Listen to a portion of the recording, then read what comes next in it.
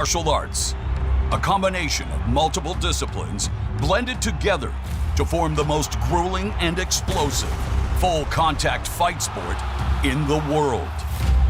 To compete in today's MMA, a fighter must be well-rounded and possess a diverse skill set in order to reach the pinnacle. And while striking spawns devastating knockouts and jaw-dropping moments, and the GOAT comes home and reigns supreme. it's ground fighting that has provided the true foundation of the sport. And at its core, grappling arts like wrestling and Brazilian Jiu-Jitsu have proven to be the most successful. And still, heavyweight world champion. Tonight, two world-class practitioners of their respective disciplines meet in the Bellator cage. One man, a second-degree black belt, proudly carrying on the tradition of excellence established by the first family of BJJ. Gracie. The other, a six-time state champion and four-time collegiate All-American who aims to prove that wrestling has become the true path to MMA greatness. Tonight's main event pits Neiman Gracie against Logan Storm Storley in a battle for ground game supremacy.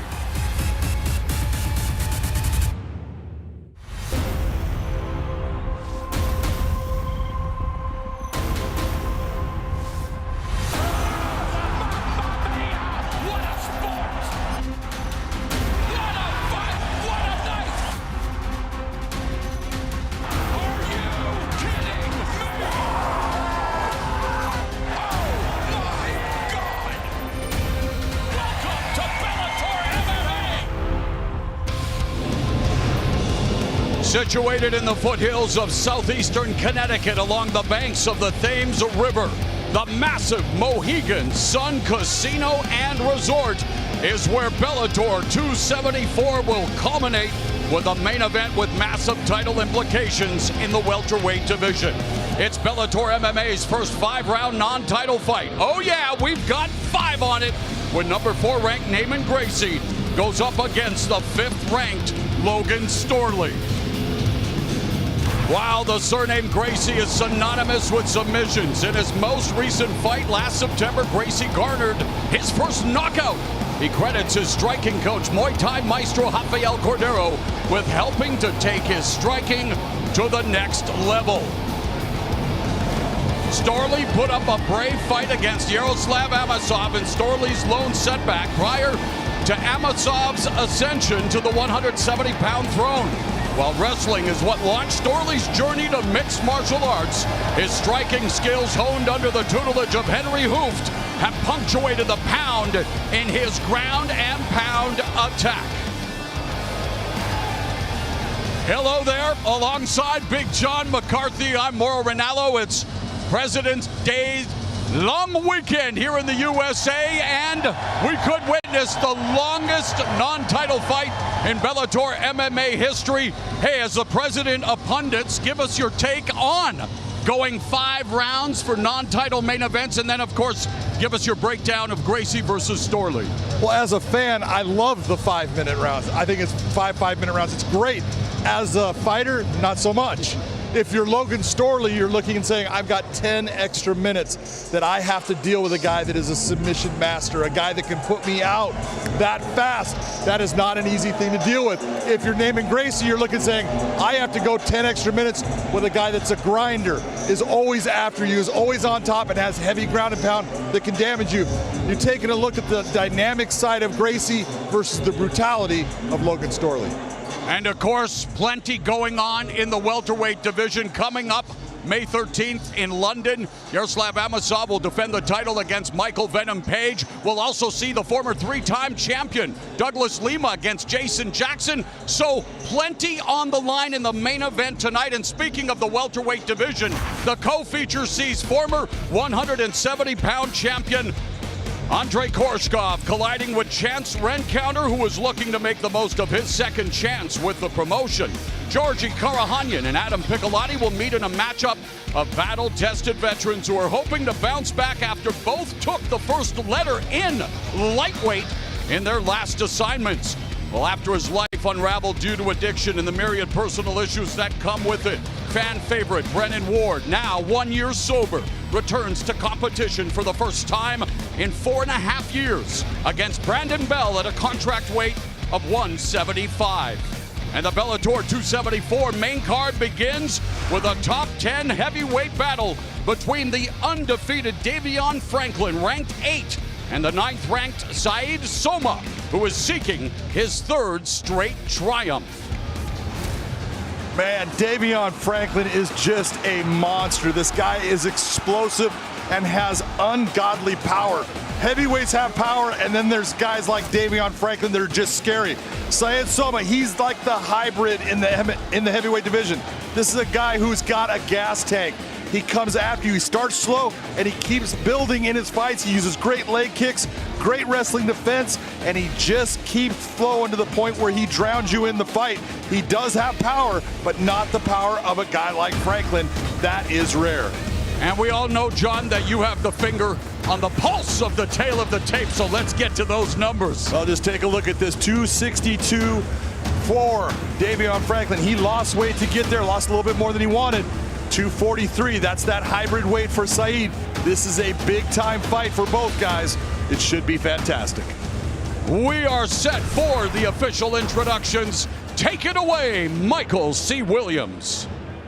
Ladies and gentlemen, good evening and welcome to Bellator MMA. Tonight from Mohegan Sun Arena live on Showtime. The heavyweights are leading it off here at Bellator 274 as we get set for 3 5-minute rounds. We introduce first the blue corner.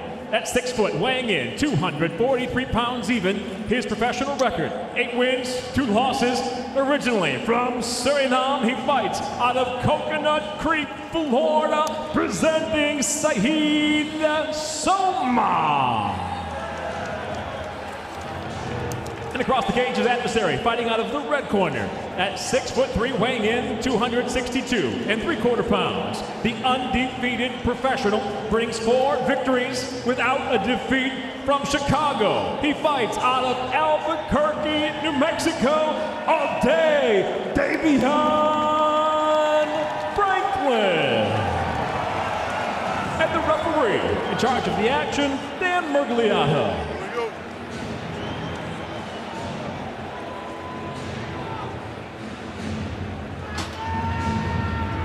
All day, Davion Franklin, 4-0 with 3 knockouts. You ready, sir? All right, let's go, gentlemen. Said Soma, 8-2 with 5 knockouts.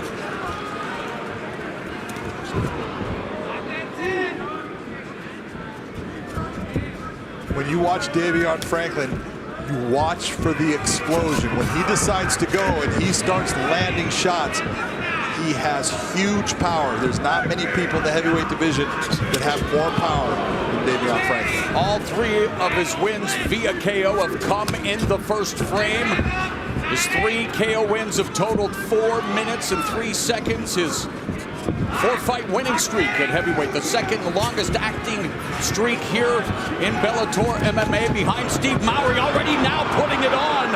Soma, Franklin on the attack in the opening minute. This is one of the things that we wanted to see out of Davion is Davion, when he gets excited, he goes and he'll empty the tank. He needs to be very relaxed, very calm throughout this fight. And you can see that little shot, it got Soma's attention.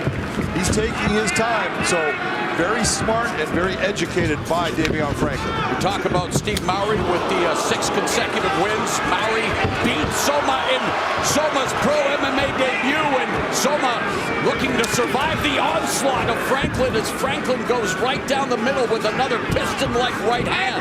Davion doesn't know how to throw anything with not bad intentions. When he throws, there's everything he has behind it most of the time. He needs to just think about touching Said, take his time like he is, which is very impressive right now because he's very young in his career. He's only 4-0. 2 heavyweights representing heavyweight camps. Franklin working out of Jackson Wink MMA in Albuquerque, New Mexico. Soma representing American Top Team in Coconut Creek, Florida.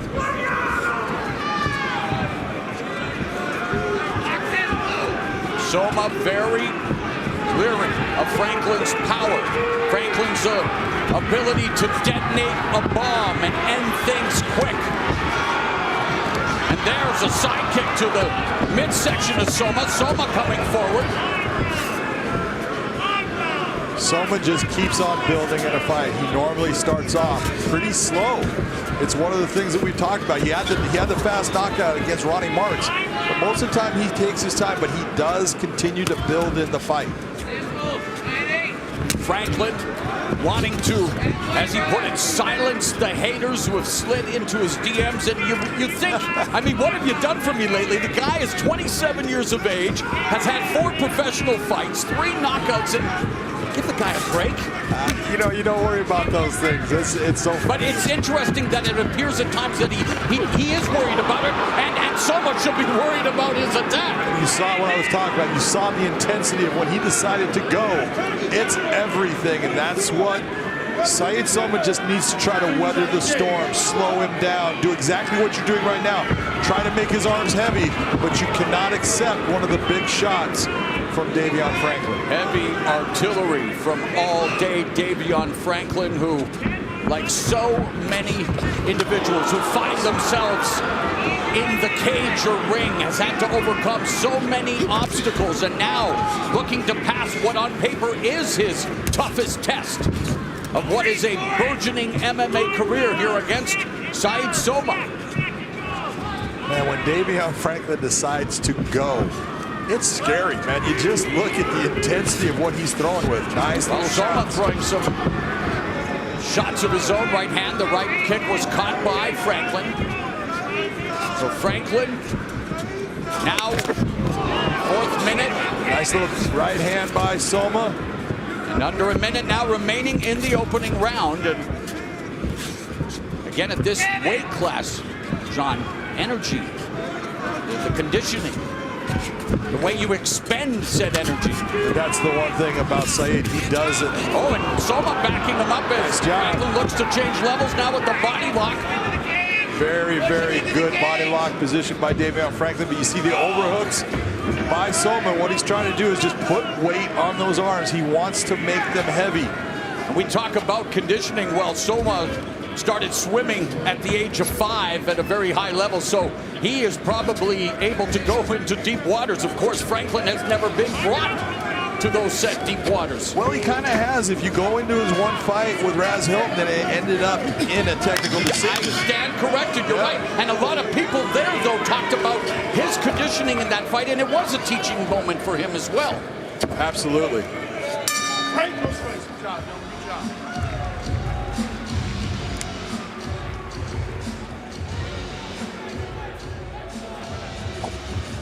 Have a seat, Mr. Franklin.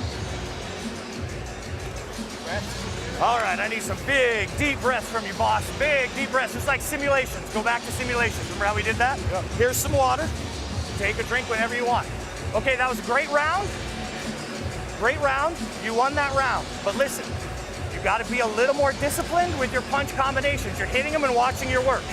Okay? Throw your combinations, get your air back, throw your combinations. He's going to come out this round and try to take over. You don't let him take over, you understand me?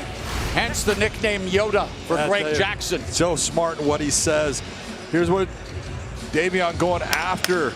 So you see him just getting out of the range. Took one left hand right there.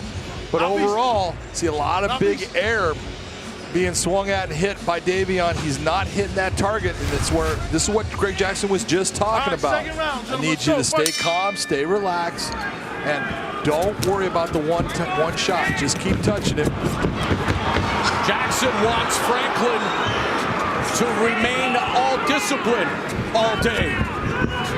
And a rather undisciplined attack to begin round 2, and again swinging wildly as you look momentarily there at John's unofficial scorecard. How did you score the first 5 minutes and why? I agree with Greg Jackson. I thought Davion Franklin won that round. He landed the shots, not all, but you know, the kicks and everything. He just had the better round, 10-9.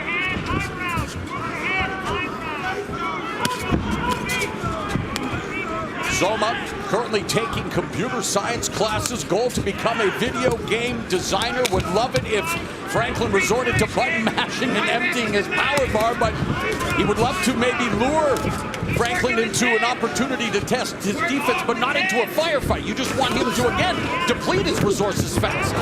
That jab just knocks Soma back, and that's the power that Franklin has. But Greg Jackson was completely right. Look, Soma's going to start to press on this, and he's going to start to try to take this over. You can't let him do that. You're seeing that Soma is actually starting to stand more in the center of the cage with him. This is exactly what he does in every fight. He just starts to take over. What is the one area in Soma's arsenal that could prove to be the kryptonite for the undefeated Franklin? His leg kicks. He's got very good leg kicks. Lower calf kicks. He continues to go back at him. Just little shots like that. Not all of them hard. You saw that one right there with the right leg. And he's just a very smart and composed fighter. He doesn't get flustered. He doesn't get out of control. He's always just right where he needs to be. So in the words of Nas, Soma with more kicks than a baby in a mother's stomach. And we're almost at halftime in terms of the clock here. Under 3 minutes left here in the second round. And Soma and Franklin in the center of the cage. And there's a kick from Franklin up the middle.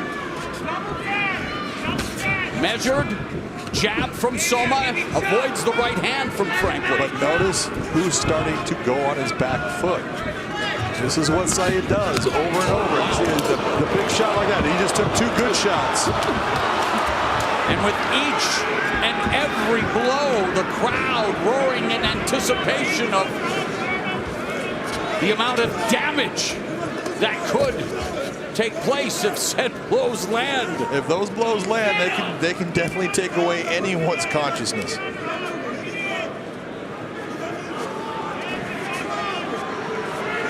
Game of inches of MMA going on between Franklin and Soma along the fence, and just a little micro battles that need to be waged, John, in order for success. Well, Saeed Soma is fighting the exact fight that he needs to win this. He needs to wear on Davion. He's not as strong as Davion. He's not as fast as Davion. But he is a smart fighter, and smart fighters tend to do well when they can control the fight, and that's what he's starting to do.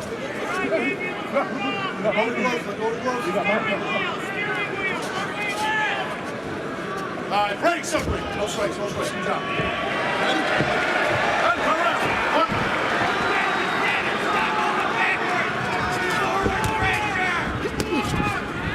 Franklin throwing everything with bad intentions, loading up on everything. And of course, when you load up on shots, you definitely expend a lot more energy, John. And that's the one thing, you know, even talking with him, we talk and say, you don't need to load up.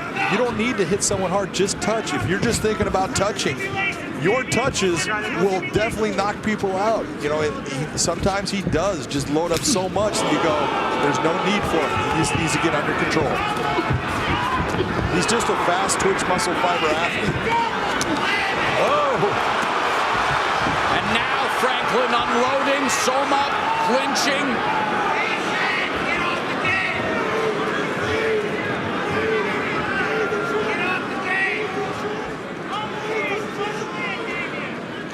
Doesn't take a rocket scientist to determine why you want to feature heavyweights who like to throw down to kick off a main card, John. Especially ones that throw with the intensity of Davion. Oh, nice job. Franklin on top. Great switch of the hips by Davion Franklin. Needs to watch the back of the head there. A little sloppy in the striking. And now beginning to slow down a bit as the second round comes to an end in this heavyweight tilt.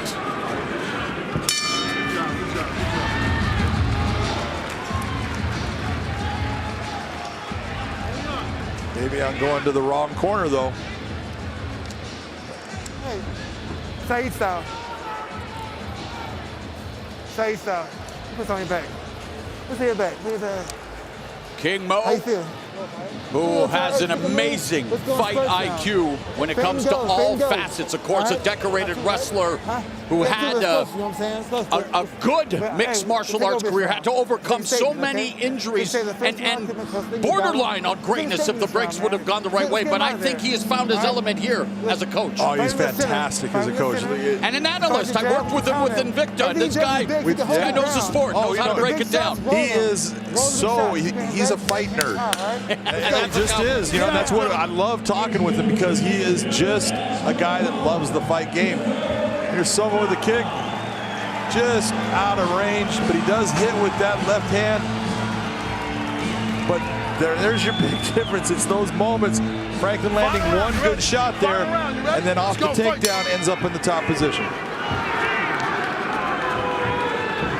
Third and final round between undefeated heavyweight all-day Davion Franklin and the 8-2 Saeed Soma. And on your scorecard, Big John, what does the third round determine? Soma tattooing Franklin with some shots. Franklin coming back. You have Soma having to, deliver more strikes like that. And it could be that the second round went to Soma. I'm going off of what Davion was able to land as far as the couple of things that had the big power, because there wasn't a whole lot of volume from either. So they're pumping up the volume early here. Yes, they are. And I think both guys do need to go after and win this. Jeez. That was a swing and a miss. That's what Davion has to stop doing. Don't go for that big home run shot. All you got to do is touch. Don't rub it in on the baseball fans who are watching that. And we look at the work of Soma. And this is when you're looking at Soma. A lot of those are the little kicks to the inside of the leg, outside of the calf. Yeah, so Franklin's had a lot of eye-catching shots. Yes, he's had the power.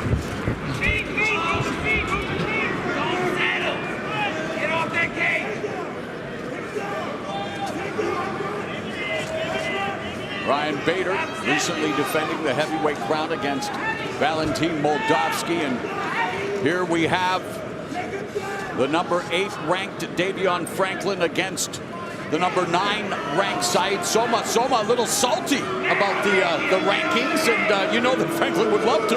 Well, rub salt and said wound as the fans, Mohegan Sun Arena, getting a little restless with the wrestling. Dan Miragliotta usually is pretty fast about not allowing guys to be clinched against the cage that long, so we'll see what he does with this. But Saeed's doing some work. He's actually working at the legs, bringing the knees up into the midsection, and he's looking for the takedown. We'll see if he can get it.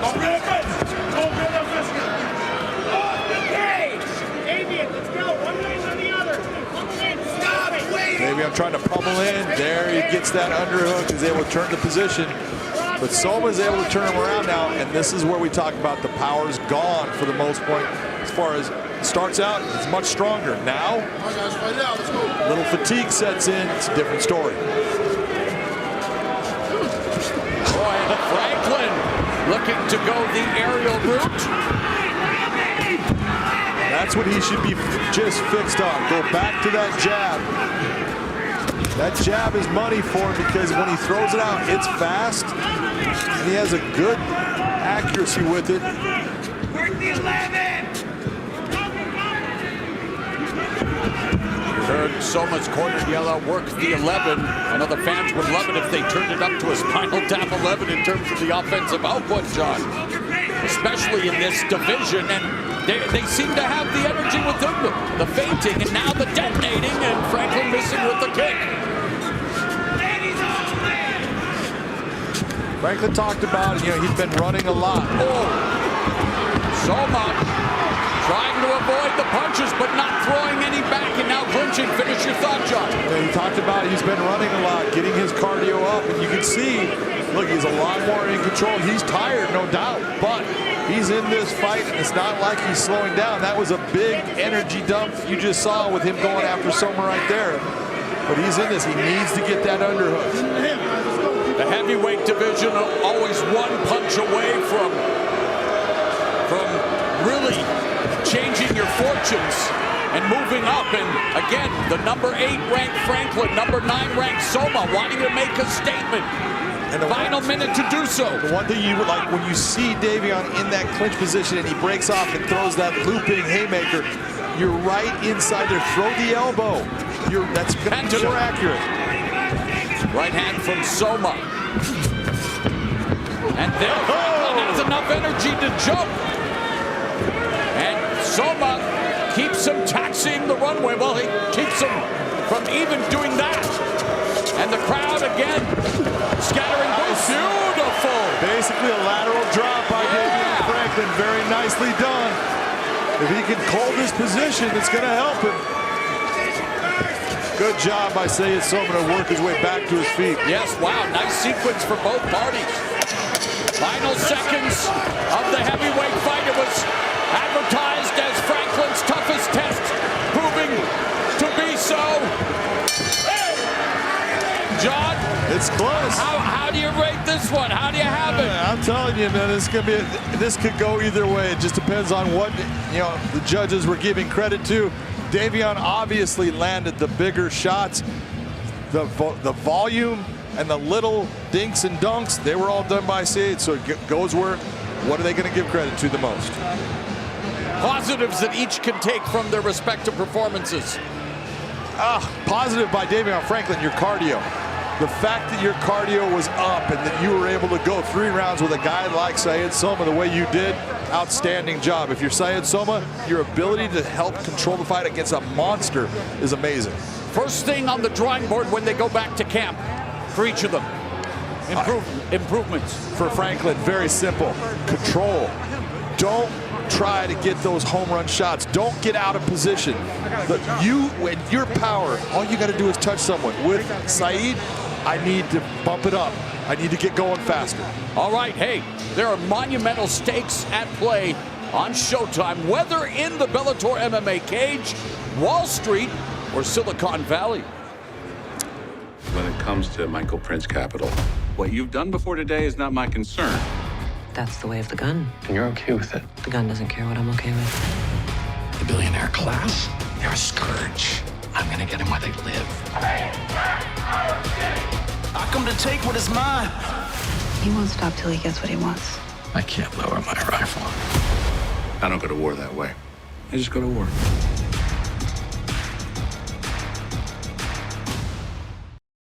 My name is Travis. I am the founder of Uber. And contrary to what you might have read, I am not a monster.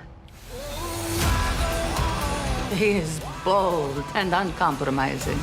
Is this legal? Grow or die. You need to start listening to the people that help build this company. The city has been taken!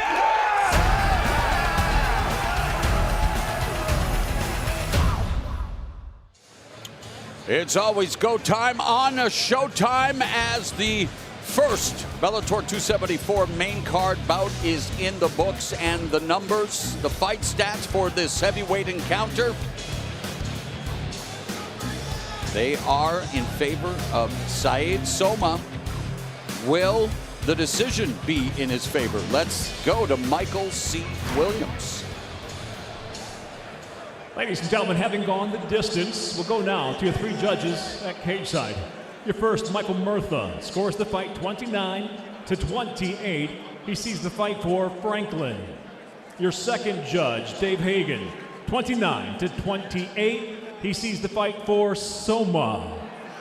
Your third and final judge at cage side, Brian Miner, scores the fight 30-27. Seeing it for the winner by unanimous, split decision of Davion Franklin. An incredulous Sayed Soma, but highly competitive bout that ends via split decision victory for the now 5-0 Davion Franklin, who is going to be talking with Big John McCarthy. I'm here with your winner, Davion Franklin. Davion, the first thing I want to say is you scared me. You are so explosive and you go so hard when you decide to go.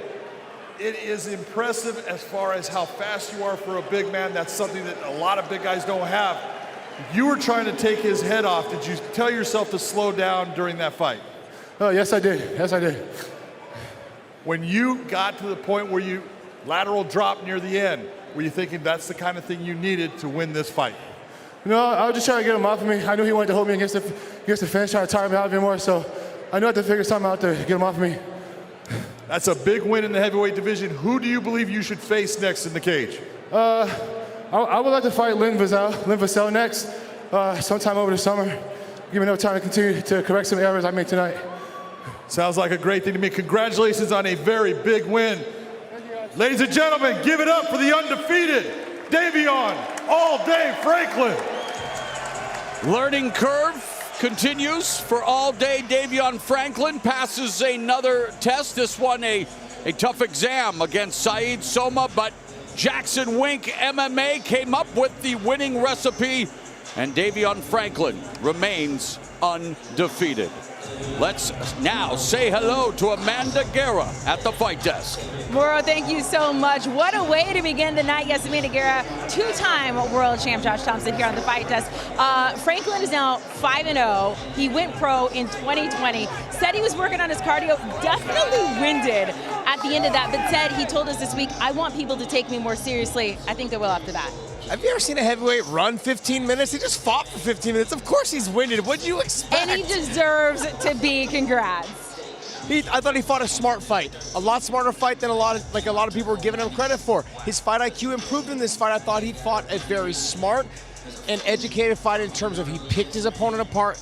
John talked about he overextended sometimes, but he did a great job tonight. Yeah, he did. Congratulations to him. Still undefeated with Bellator and in his pro career. All right, guys, it's time to talk about our next fight. If things are about to get a little loud in here, this is the reason why. Brennan Ward versus Brandon Bell. Brennan Ward is from Connecticut. He has not been in a cage since 2017. He battled major drug addiction. He overcame that. We get to see him fight tonight because he decided to fight for his life. I think it's important for a lot of people to know what I went through and like where you can get to, you know, because I thought there was no hope.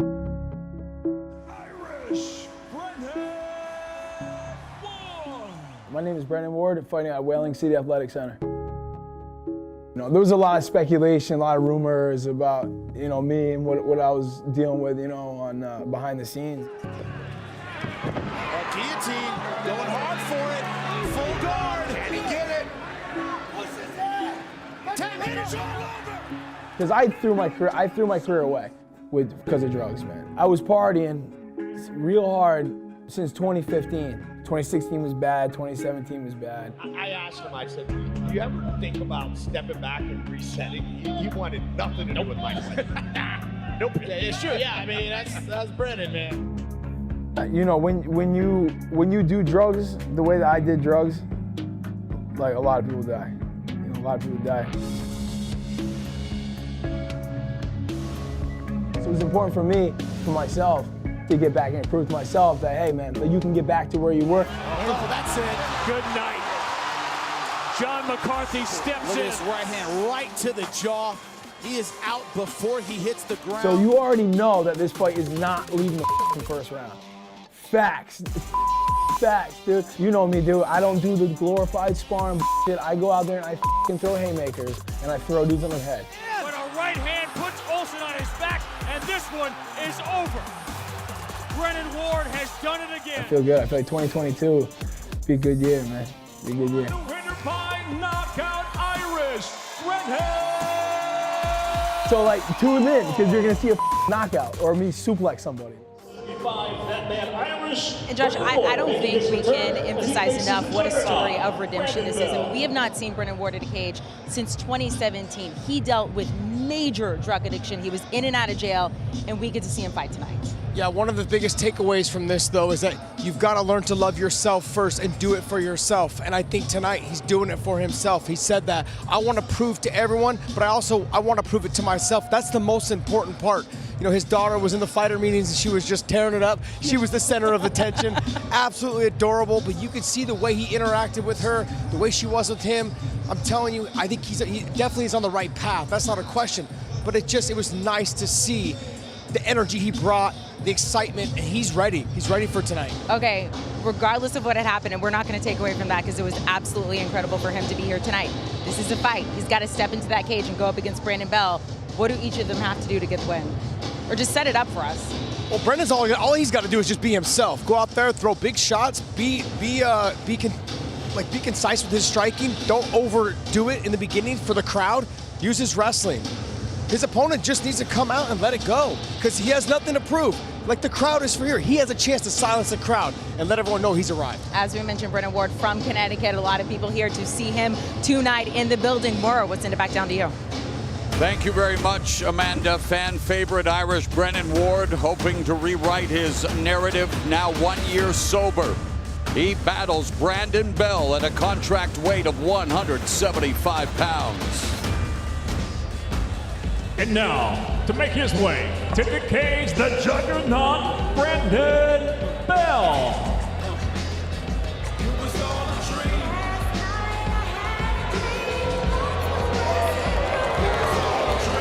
37-year-old Brandon Bell comes to the Bellator MMA cage for the second time. 10 wins, 4 of them via knockout, 2 via submission, and was successful in his Bellator MMA debut, but that was a long time ago. In fact, almost as long as his opponent has been out of the cage. Just about, like when you're talking about the opportunity here for Bell, this is exactly what Josh is talking about. You're coming into his hometown, you're coming into his area, but you can silence the crowd because they're all expecting something big, and you can be the one to prove them all wrong. He says he's just a small town boy from Kentucky that used to run a roof bolted in the coal mines that decided to chase his dreams. He wants to ruin Brandon Ward's dreams of a successful comeback. And now making his way back to the cage, Irish, Brendan Ward.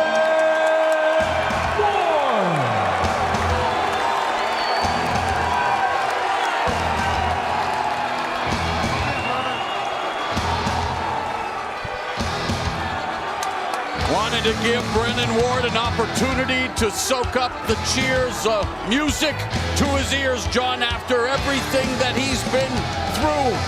You know, fighting in a cage, one of the most dangerous things that you can do as a human being, where you find out the truth. But this man has already won the fight of his life. But there is something to be said about trying to do what he's doing at this stage of his life. This is the easiest thing that Brendan Ward's done in the last couple of years. With what he's gone through, this is nothing. Well, we are set for this contract weight, 175 pounds. The numbers, John. Real simple, it is a 175-pound contracted weight. That is for both guys to come in here healthy and strong. We're gonna see who can get the best of who. Here's Michael C. Williams. Bellator MMA live on Showtime now features 3 5-minute rounds at a contract weight of 175 pounds. Introducing the blue corner first. At 5'8", weighing in 173.8 pounds, his professional record 10-10. He fights out of Harlan County, Kentucky, the juggernaut, Brandon Bell. And across the cage, his adversary, fighting out of the red corner. At 5'10", weighing in 174.8 pounds, the former Bellator middleweight title challenger returns to the cage with 14 professional victories, 6 defeats from New London, Connecticut. Introducing Irish Brendan Ward.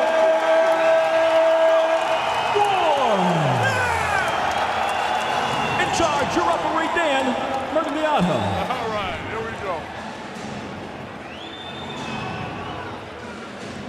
The job is to remain impartial. Hard not to get goosebumps after that reception for Brendan Ward back in the Bellator cage for the first time in nearly 4.5 years. Well, the same goes for his opponent, Brandon Bell. And immediately, Ward looking to ring Bell's bell, John, here in hands on the fight. Look, I've been in there with Brendan Ward many times. This guy's got power in both hands. He's got outstanding wrestling. He's got the full package. He just has to be the real Irish Brendan Ward. He's only been to the judges once in 20 previous fights, and now Brandon Bell with a barrage of blows.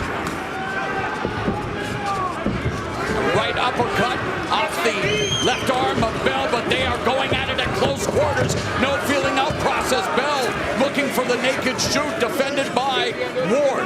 Like Brandon Bell going after him and stuff, kind of stuck his head in a bad place, but he's going to be all right. But he's going after Brendan. That's what he needs to do. Right uppercut. Uppercut was very nice. And there's Bell coming back with the right hand of his own. Brendan Ward. Oh, you know, for a guy who's inflicted a lot of, self-low blows, here he is, the poetry is back in his fight, and having to overcome so much, well, overcome a little more, Mr. Ward. Yeah, that one hit right on the spot. So Brandon did not mean that. He's coming in. The guy's a little bit taller and stuff. So, unfortunate. Brendan will get time to recover. He should take as much time as he needs. And Brendan Ward will not take much time at all. His 2-year-old daughter gave a new meaning to his life. He went from drug addict to a parent who prioritizes child's life above all else. And that's who he's looking to feed and support with his fists and his will. Brendan just needs to keep going back to that jab. His jab is lighting Bell up, and he just needs to sit down on it and just keep snapping it out. Brendan Ward, seek and destroy mission. Bell looking to take Ward off his feet. It's going to be hard. Beautiful job by Ward to take the back, and now drilling Bell with a series of left hands. Listen to the crowd. Bell needs to move. If he stays here, he's in trouble.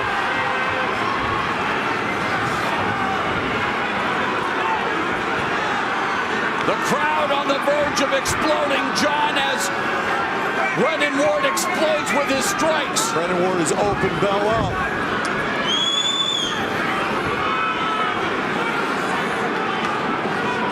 He's landed a lot of heavy shots. You can see Brandon Bell is now cut.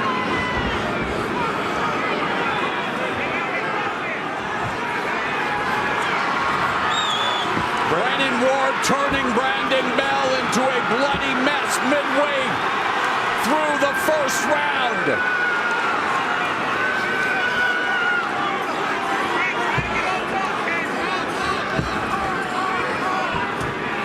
Nice job by Brendan. He's not a real submission guy, even though he'll go for it. But he is big with his power on his shots. His ground and pound is ruthless. Very smart. Look, notice how he's just picking his shots. He's not just going crazy. He's got one leg Turk on the ride, keeping his balance, trying to get his other hook in. Now he's got it. He's trying to extend him out. Got his legs up in the air. He's in deep trouble now. You see Brandon Bell holding that one wrist. It's not going to do him any good. 16 of his previous 17 fights have ended in 2 rounds or less. It is still round number 1. Great job by Brandon Bell to build that base back up. Oh, and a brutal shot. Another one by Ward to the body of Bell, whose mouthpiece gets knocked out of his mouth. And look, he was hurt right there. Got a break with Dan giving him that mouthpiece back. Win or lose, you would never expect less than a barn burner when Irish Brendan Ward is in the Bellator MMA cage looking to make up for lost time, delivering a solid knee to Bell, who was looking for the takedown. Well, he ran right into that. Brendan gets back to that position. He just needs to go to the body. You cannot question the heart of Brandon Bell either. He's here to win, man. He's fighting hard. He's taking a lot of heavy shots. Brandon, you got 40 seconds. 40 seconds. In his 16th fight for Bellator MMA, Brendan Ward looking to keep his perfect record intact when it comes to finishes. looking to finish the first round in dominant position, perhaps looking to finish Brandon Bell before the bell. Flatten him out again. Bell is able to build back to his base on his knees. Brendan needs to flatten him back out again.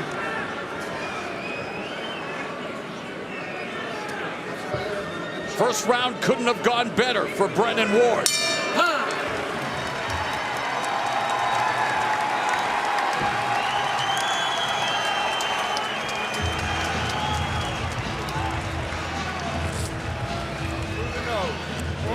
You're good. Grab that water. Look at me. You're good. Yes. Look at, you're piecing him up in that jab. That left jab right there was money for Brennan Ward. When he was going back to that jab, it was accurate and it was damaging. Look at the big uppercuts here. Bell has to shoot on him. He's taking too many shots. You see Brendan coming around and just starts unloading. He opens him up. Mouthpiece comes out. And then goes back to work. Big shot. Ends up eating a big knee when he dives in here for the takedown. It's the nose, right? Okay. All right, let's go, gentlemen. More off the thigh. If it was the knee that hit, might have put him out. Okay.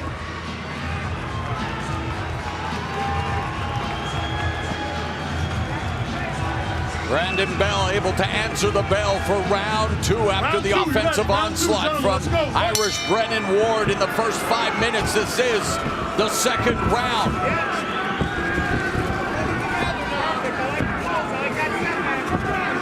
And a dominant opening round results in a dominant scorecard as Big John McCarthy gave him the round 10-8 as Ward goes looking for the body blows, and he continues to tattoo Bell and has his back, and again raining down the rack. And Bell is done. He is tired. He got hit with a body shot. Good job. Don't call it a comeback.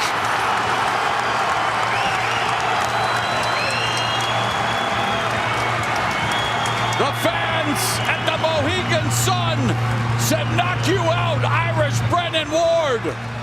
Welcome back to Bellator MMA.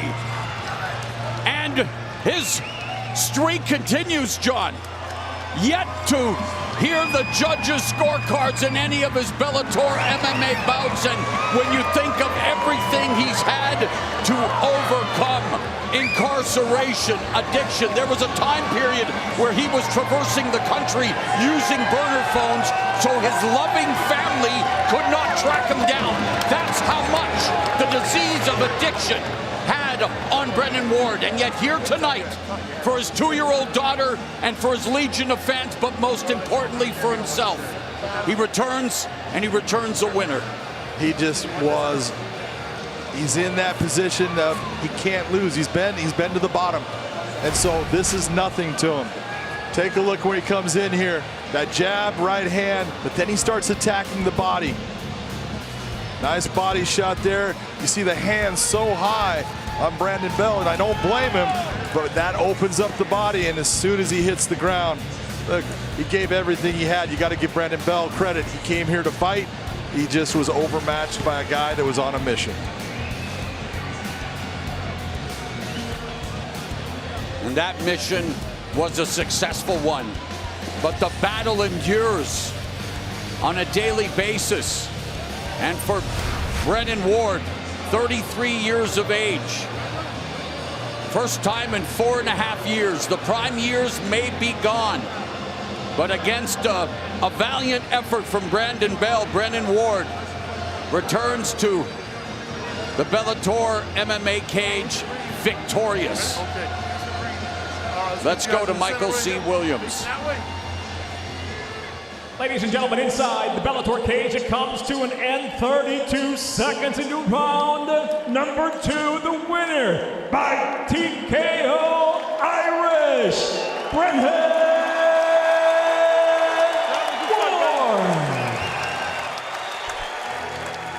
Here's Big John McCarthy.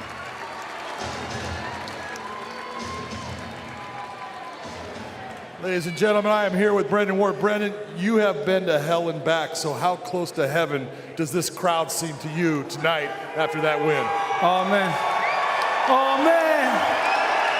Thank you. Hey, everybody here. Everybody who came out, thank you. I got support from every aspect of my life, man. I know I got my union brothers in here. The pile driver 326. I got my coach, my two coaches right there. They've been with me through this whole roller coaster, man, And my family, my girl, my daughter, my parents, my sister, everybody. And you know what? I came here tonight for myself, and I came here tonight to show the world that, yo, you can go to fucking hell, and you can come back. You can come back. You did come back, and you put on an impressive performance against a guy. He did not want to go away. Your jab was on point, your body shots near the end. Talk to me about how you felt in this cage after all that time, over 1,460 days away. A lot of days, man. A lot of days away. And Brandon Bell, he took some shots, man. I thought I was going to knock him out. And, tough guy, man. And it felt good. It felt good to be back. I got a lot more to show, and I got more to come. And you know that you're going to have to see me face a top 10 guy next. You know it. You know I have to. So who should that top 10 guy be? I see a lot of these dudes in the top 10 I respect. I know Scott Coker's gonna pick me out somebody good. Test one of these young guys that you got. Test one of these young guys like I used to get tested when I was a young guy coming up. I'm the gatekeeper now. Test one of these young boys against me. Test one of these young boys, right? Let's go. Test them out. Brennan, that was awesome coming back. Congratulations, brother. Everyone give him up for Irish Brennan Ward.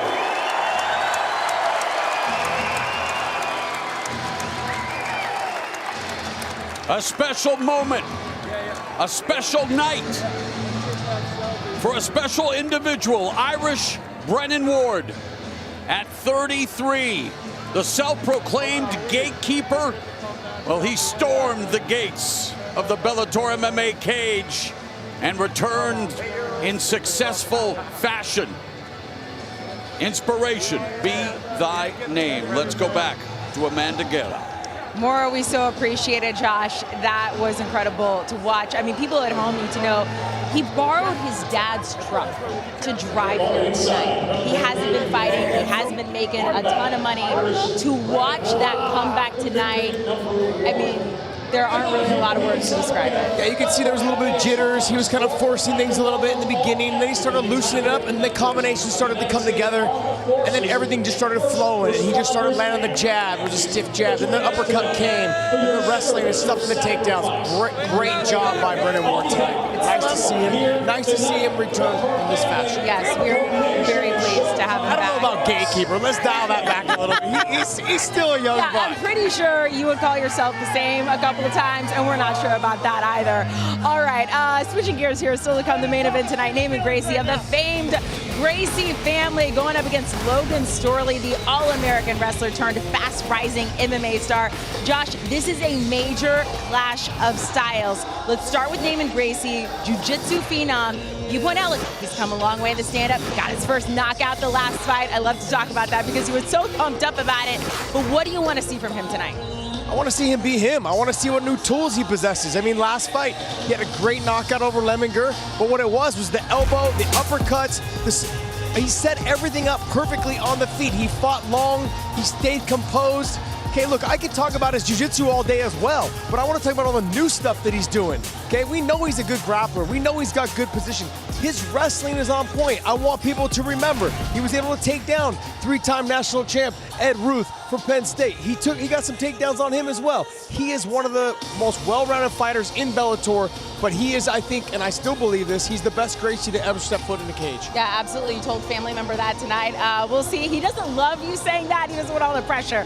But absolutely, he is a very talented. He doesn't want his uncles and cousins to come after him. There's just Gracie's all over the place here. Let's talk about Logan Storley, though. We know that he can wrestle, but you point out he can't rely on that all tonight. No, and he's not gonna rely on that. He's got good stand-up. I just want to know if he's confident enough to use it when the going gets tough on his feet. Look, he can wrestle the dickens out of anyone. I've said that several times tonight. His takedowns are, I think, probably some of the best in the game. It's for sure in Bellator. Like I match him up like in terms of Aaron Pico and him. So when I'm having this conversation, when he gets this fight to the ground, everyone look for him to do work.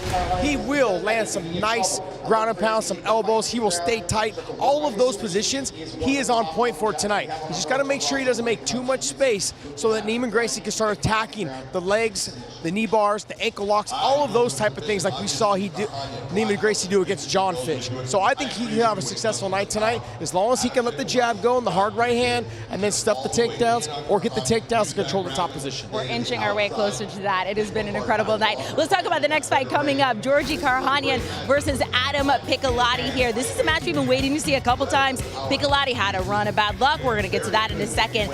But Georgi Karakhanyan, a season that 16 submissions, 13 of those have come in the first round. Josh, he's comfortable at 155. What does Georgi need to do to get the win tonight? He's way better at 155. I mean, he went from 45 to 55, but it's not just that. He understands where he's at right now in his career. He's got big power in his hands. If he fights Adam Piccolotti in a phone booth, I think he's got a good chance. If he gets in close, can fight him in a clinch without being taken down. I mean, he is strong. He's a lot better and I think he's a lot better and stronger at 155. So if he gets to that phone booth position, his power in his hands, plus with the potential of being on top against Adam Piccolotti, I've seen his transitions against Kiefer Crosby, as you're seeing. Once he gets a hold of that neck, the arming guillotine, the side chokes, and on the back, he is nasty. He's extremely strong, and I think he's got a chance if he can do that. I don't know if people at home know this. He's on an all-carnivore diet. He hasn't had meat hasn't had fiber in about 2 years. Just insane. Let's talk about Adam Piccolotti here. Look, you guys are from the same area. You know him well. You were running me through all of the injuries, some of them a little bit of freak accidents that he's been through over the past year and a half. And yet he is here tonight. Yeah, this is the fight game, but I know Adam Piccolotti very well. He was one of my main training partners when I was fighting and I was active. Then I helped coach him, and then I even came in and kind of worked with him on the mitts. I even cornered him a couple times. He's a stud of a fighter. He's working at CSA now with Kieran, and Kieran is a great kickboxing coach. You see a lot of top kickboxers that come out of there. So he's found a new sense of confidence on the feet. But where his bread and butter lies is on the ground. He's got great wrestling. He is sneaky good on the ground. Benson Henderson found that out. Sidney Outlaw found that out. The one thing about Adam Piccolotti is this. In scrambles, he will almost always end up on top. When he does that, he's going to make you pay. He's going to put you in an uncomfortable position where you transition to something and he takes a submission. And he had what, knee injury, shoulder? It goes on and on and on. Yeah, knee injury, shoulder, cut, shoulder, knee. Yeah. We'll see if he's a little rusty, but I doubt that tonight. All right, Maura, we have a ton of great fighting ahead, but we do want to shift it for just a slight second and send it back down to you for a special tribute. Thank you very much, Amanda. Yes, those of us in the martial arts community are mourning the loss of two of its brethren.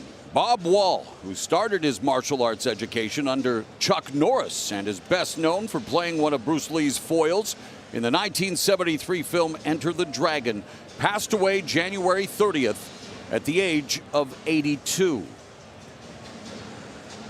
Former kickboxing champion Tim Lane, a longtime coach at the Extreme Couture Gym in Las Vegas, passed away this month at the age of 49. All of us at Bellator MMA extend our deepest condolences to their families and friends. Bellator 274 rolls on with a crossroads confrontation in a lightweight division where everyone is angling to get their picture on a poster next to newly minted champ Patricky Pitbull. And now we welcome to the cage Adam the Bomb Piccolotti.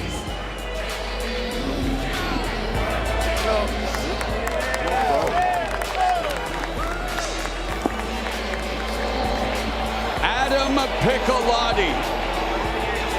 He's had a circuitous path to success. Has had some huge wins Some big setbacks, both inside and outside of the cage, and here tonight, 33 years of age at 12-4, taking on a guy in Georgi Karahanyan who has been there, done that. So much at stake for both fighters. Oh, this is a huge fight for both guys. Adam Piccolotti coming off of, like they were talking about, a ton of injuries. Some things, you know, he was getting ready for a fight, gets cut. Just things were not going his way, but this is a guy on the ground. He is incredibly good, and his stand-up under Kieran Fitzgibbons at CSA, they say he is at a different level, and we're going to find out tonight. And you look at his 4 losses, the names: Sidney Outlaw, Benson Henderson, David Rickles, Goichi Yamauchi. High level. All. And now, to make his way, Georgi Insane Karahanyan.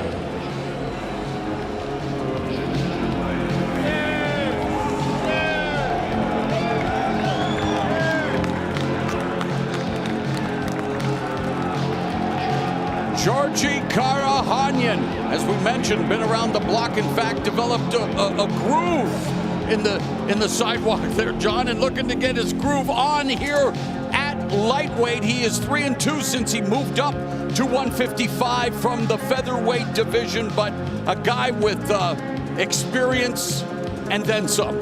Yeah, he's 3-2, but all of those fights, the ones that he lost, very close fights. He was in there to the very end. His last fight against Sal Rogers, in the end, he just got a little bit out-muscled. He had to work really hard and everything.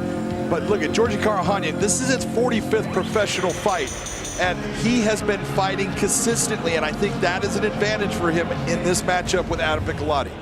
For those kids in the back, he just said 45th professional fight. As we go to the numbers, the tail of the tape for this lightweight encounter. Take a look. The one thing, and Josh was talking about it, Georgi needs to get inside, fight in the foam with 67.5. That is a short reach. 71.5 isn't that much, but it's an advantage that Adam possesses. Here's Michael C. Williams. Here at Mohegan Sun, Bellator MMA moves now to the lightweight division set. For 3 5-minute rounds live on Showtime, we introduce the blue corner. At 5'11", weighing in 155.5 pounds. His professional record, 12 wins, 4 defeats. From Half Moon Bay, California, Adam the Bomb Piccolotti. And across the cage, his adversary, fighting out of the red corner. At 5'8", weighing in 156 pounds even, he brings a veteran professional record, including 31 victories, 12 losses, 1 draw. Originally from Moscow, Russia, he fights out of Riverside, California, Georgi Insane Karahanyan. And the referee in charge, Kevin McDonald.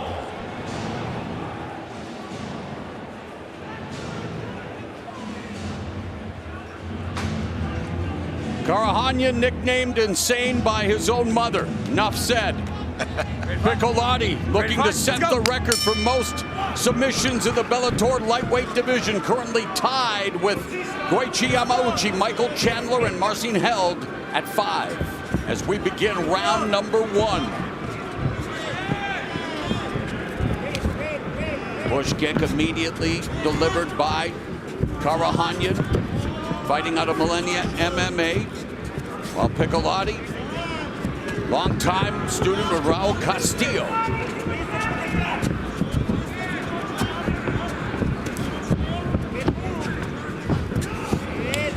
Karahanyan possesses a lot of power, especially in that right hand. When he lands it, he will go to sleep, so that's something right there. There was that left hook, and he told us, John, that he needs to stay a little more patient because he knows he has power in his hands, so he doesn't have to force anything. And wow, Piccolotti not forcing the takedown, but securing it in style. But that is exactly what Adam Piccolotti needs to do. This is who you are. Yes, you've been learning all kinds of new stand-up techniques at CSA, but your base is the ground, and this is where you need the fight to be. And half of Piccolotti's 12 victories have come via his superlative submission skills, but against Karahanyan doing a good job controlling Piccolotti's posture. Really nice shoulder pressure there by Adam Piccolotti. And this is where Adam Piccolotti shines. His top game, his pressure on top is outstanding. Are you inferring that maybe Karahanya could come down with a bad case of the Von flu? It's a possibility you put your arm in the wrong spot. One thing Georgi Karahanyan can never be guilty of is accepting his lot in life in positions like this against a guy like Piccolotti. He's trying to trim his hip. He's trying to find a way to alleviate the pressure. Oh, but yes, he is. Piccolotti doing a good job from top. But when you've got a guy like Piccolotti that understands the ground so well and is so fluid at its movements, you got to be very careful because you're going to get opened up here. He moves right back. That's great shoulder pressure again. And people look at that, they think there's nothing there. Trust me, that shoulder pressure is a lot on your breathing and everything. It shuts it down. Knee to the body by Piccolotti. Right now, Georgie's in that position. He's got to make a decision. Do I sit with what I'm doing and just, end up losing this round, or do I, explode and try to get out, which could put me in a bad position with a guy like Piccolotti? Karahanyan has 17 wins via first round finish, but being held down by Adam Piccolotti, who has 3 wins via first round finish, as we near 2 minutes remaining in the opening round. Beautiful ground technique by both guys. Adam Piccolotti just slowly and systematically starting to pass the guard of Georgi Karahanyan. You see Georgi trying to reestablish that guard. He's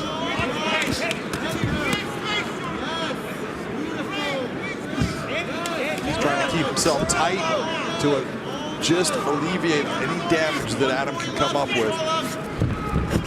Great job trying to get up, and again, Adam Piccolotti knowing the ground. See, that's the difference. That move right there would have gotten Georgie up against most guys. And it speaks to the quote that Piccolotti likes. Music is not the notes. Music is the space between the notes. The way he applies that to fighting is that it's all about the transitions, all about how you go from striking to wrestling and so forth. And we're seeing his transitional work on display. Absolutely. You saw Georgie kind of trying to swing towards the armbar. You saw Adam just he's hitting all the right notes. Right around, moving with it, just shutting it down. Oh, little percussion. A minute left in the opening round. Some ground and pound by Piccolotti trying to pass the guard. And he does. And trying to get the back of Karahanyan. We saw Adam Piccolotti do this same thing with Benson Henderson in the first round of their fight. It was just all over Benson, getting his back. Oh, man. Karahanyan needs to take a page out of the Wu-Tang Clan playbook, John, and protect the neck, especially with Piccolotti on your back. All 6 wins via form of choke, 5 via rear naked choke. Nice movement there by Georgie, that little slip. Got rid of that leg. And Piccolotti continues to ride Karahanyan with 15 seconds left to the first frame. A great opening round for the 33-year-old Piccolotti.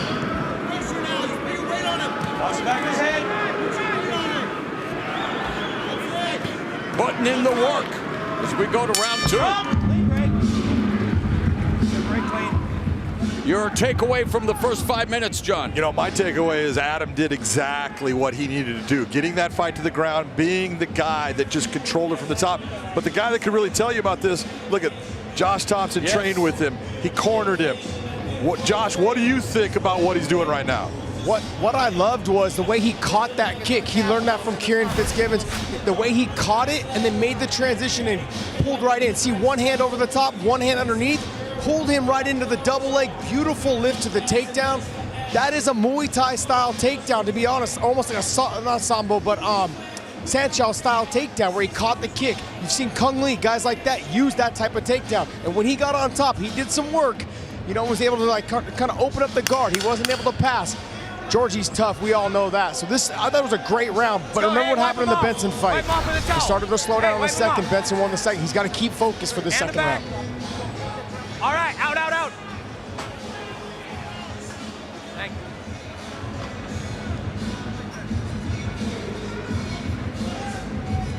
you. Round 2.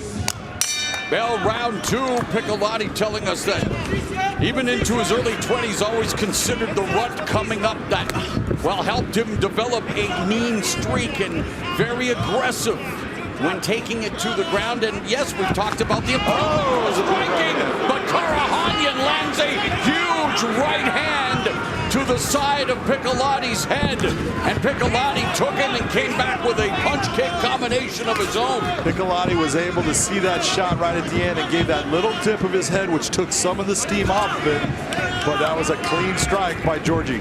Piccolotti has never been knocked out, almost knocked down there by that Karahanyan right hand. And if you're Georgie Karahanyan coming into this round, you got to tell yourself, no kicks to the body. If I'm going to kick, I can do it up high. Get his hands up high. There's a body kick by Piccolotti, but the left hand sneaks in again and lands for Karahanyan. So a much better start. And of course, Karahanyan wants to draw the line and say, come on, Piccolotti, let's meet in the center of the cage and put on a show. Georgie's feeling good about what's happening right now because he's landed the big shots. And so is the crowd here at the Mohegan Sun Arena.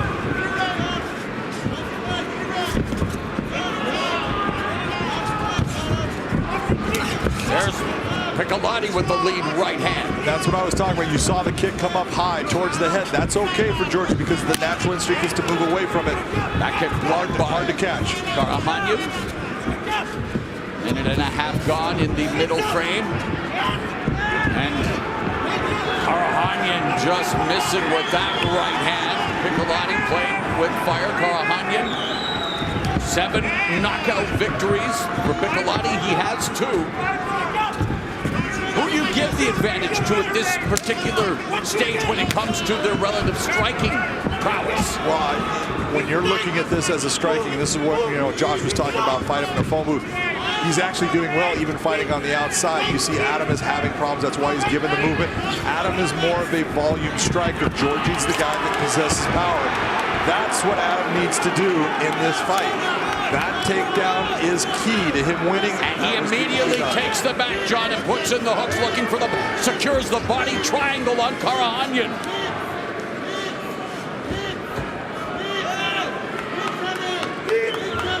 And if Piccolotti has its way, nice job by Bermuda triangle, because Karahanyan's chances at victory may be disappearing here with Piccolotti working from dominant position. Karahanyan had his chin turned to the side. That kept that choke from being put in place. But Adam's just going to keep working. The veteran Karahanyan. Georgie needs to get that foot. You see that figure 4 side just to that side. The problem is when he goes to that side, the fence is right there.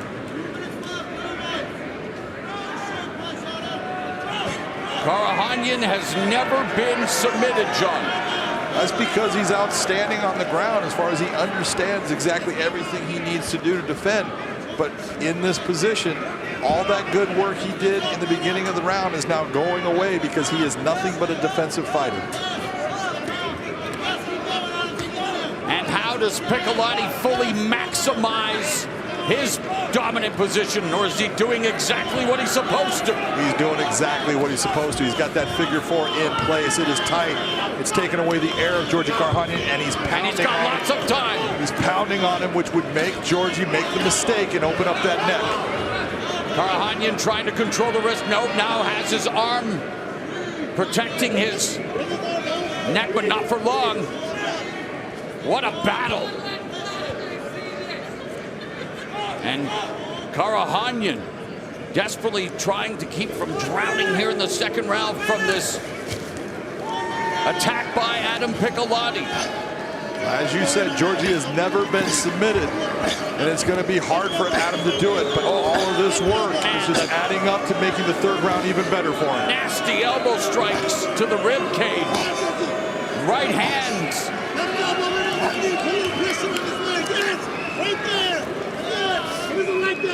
Piccolotti putting it on Georgie Karahanyan in the final 20 seconds of the second stanza. Georgie Karahanyan just hanging tough, man. He's taking some big shots, but acting like it doesn't bother him at all.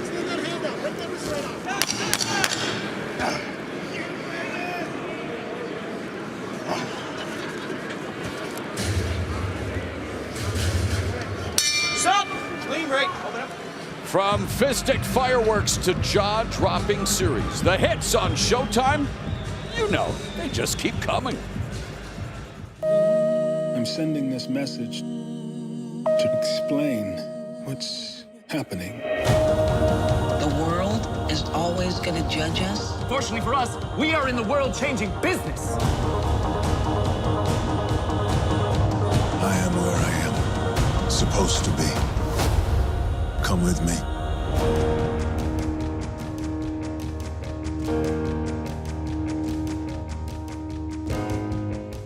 Big shots on this guy. He's going to try to go back to the ground again with you.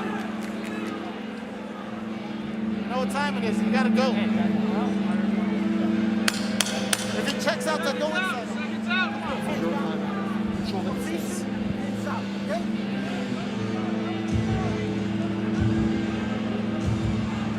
We anticipated a grueling affair, and John Karahanyan and Piccolotti have delivered, but Karahanyan's going to have to deliver something dramatic here in round number 3.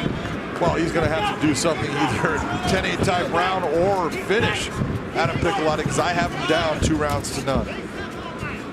And in terms of Adam Piccolotti and what he hopes to accomplish and what you think he needs to accomplish in order for him to continue rising in the pecking order and bouncing back from defeat. Well, he's doing exactly what he needs to do. He understands exactly what is going to make him successful, and that is getting Georgie to the ground, being the dominant ground fighter. We talked about it at the start. His jiu-jitsu is fantastic, and it is of a level that he can control anyone in the fight. The problem is he's got to take the right shot to get it there.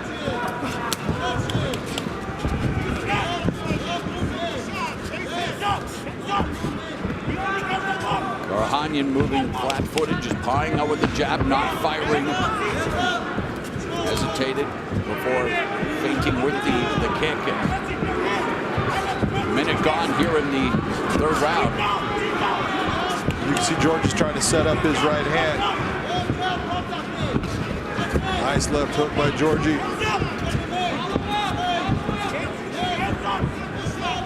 Adam needs to be very careful about moving to his left like he is right there. He was moving backwards, so it's okay, but move your left. Body kick, though, by Piccolotti. Ooh, telegraphed that takedown attempt, and it's Karahanyan attacking the neck, but Piccolotti finds himself in side control, but it's Karahanyan who was forced to release the grip on Piccolotti. So here, Piccolotti has his pick.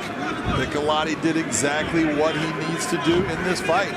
Take him to the ground when the opportunity presents itself and just ride him. Put him in a back position. Nice job by Georgie to get back up. On the ground, Piccolotti has shown he has an advantage.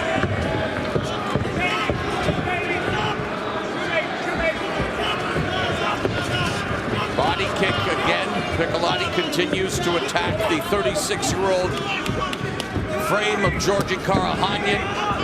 We talk about his tenure in mixed martial arts at a high level. His 45th professional fight. The 17th pro bout for Adam Piccolotti, and less than 2.5 minutes remaining in the fight, John. Piccolotti putting a lot of pressure using that head. All good work. This is exactly what he needs to do. He's controlling that wrist area of Georgie. See Georgie trying to go 2-on-1 there. Did not work. Adam going more to a Muay Thai plum, even though he's got the underhook on that side to bring up the knee. Both looking to get back on the winning track. Georgie's got a nasty guillotine, so Adam needs to be very careful of having his head down there with Georgie. Georgie's feeling it, that's why he went for it. 16 submissions, including 6 guillotine choke victories for Georgie Karahanyan. Adam needs to be sure that he's able to control that hand It's taking a lot of the pressure off right now, but it's get tight very quickly. He scored a guillotine choke victory in his lightweight debut against Paul Redmond at Bellator 240 in February 2020, but Piccolotti is out of harm's way in terms of the submission, but now on his back for the first time tonight. First time tonight, but you did a very good job. Georgie finally, knew. He's got it blocked. I can't get it. Let's break off. Let's try to do something to get a win.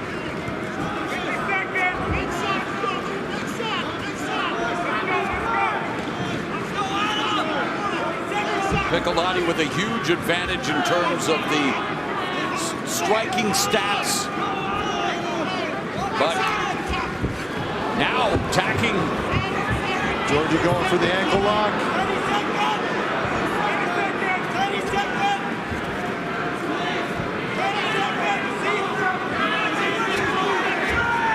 Talked about him having to do something dramatic. Beautiful defense by Adam Piccolotti, spinning out of it. Piccolotti with Karahanyan's back, and Piccolotti on top positionally. And in terms of the fight,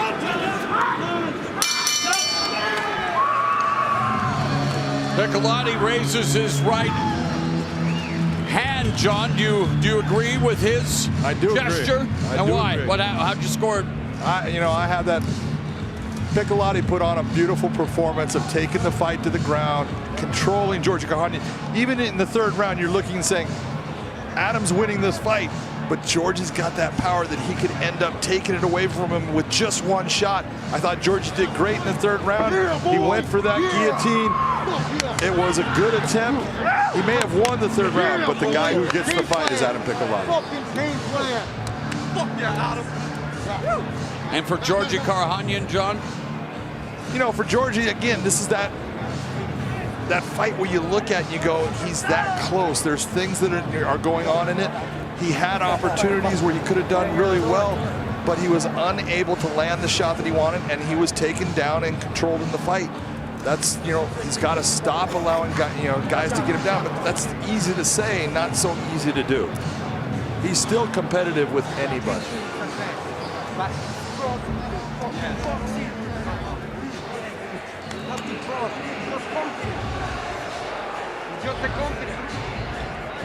But you keep, the best part is that you keep the distance, the position. You read that. But, more. Woo!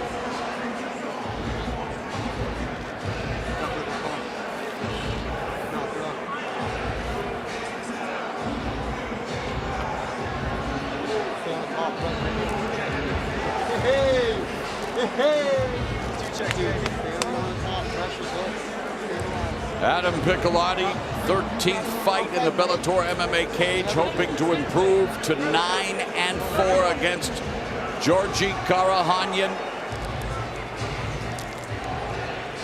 Let's go to Michael C. Williams. Ladies and gentlemen, for the decision, we'll go to your three judges at cage side. Your first, Dave Torelli, scores the fight 30-27, while judges Eric Colon and Marcel Varela both see it the same, 29-28. I'll have it for the winner by unanimous decision, Adam the Bomb Piccolotti. Add Georgie Karahanyan's name to the list of notable victories for Adam Piccolotti. Hard fought. And Piccolotti getting back into the win column. He says it, we're back. And yes, he is back. And improves to 13-4 overall. Let's go to Amanda Guerra. Maura, thanks so much. Congratulations to Adam Piccolotti after almost a year and a half off. So February is almost done, but March, April, and May are about to be absolute bombshells in Bellator. From overseas to the rematch we've all been waiting for. Take a look.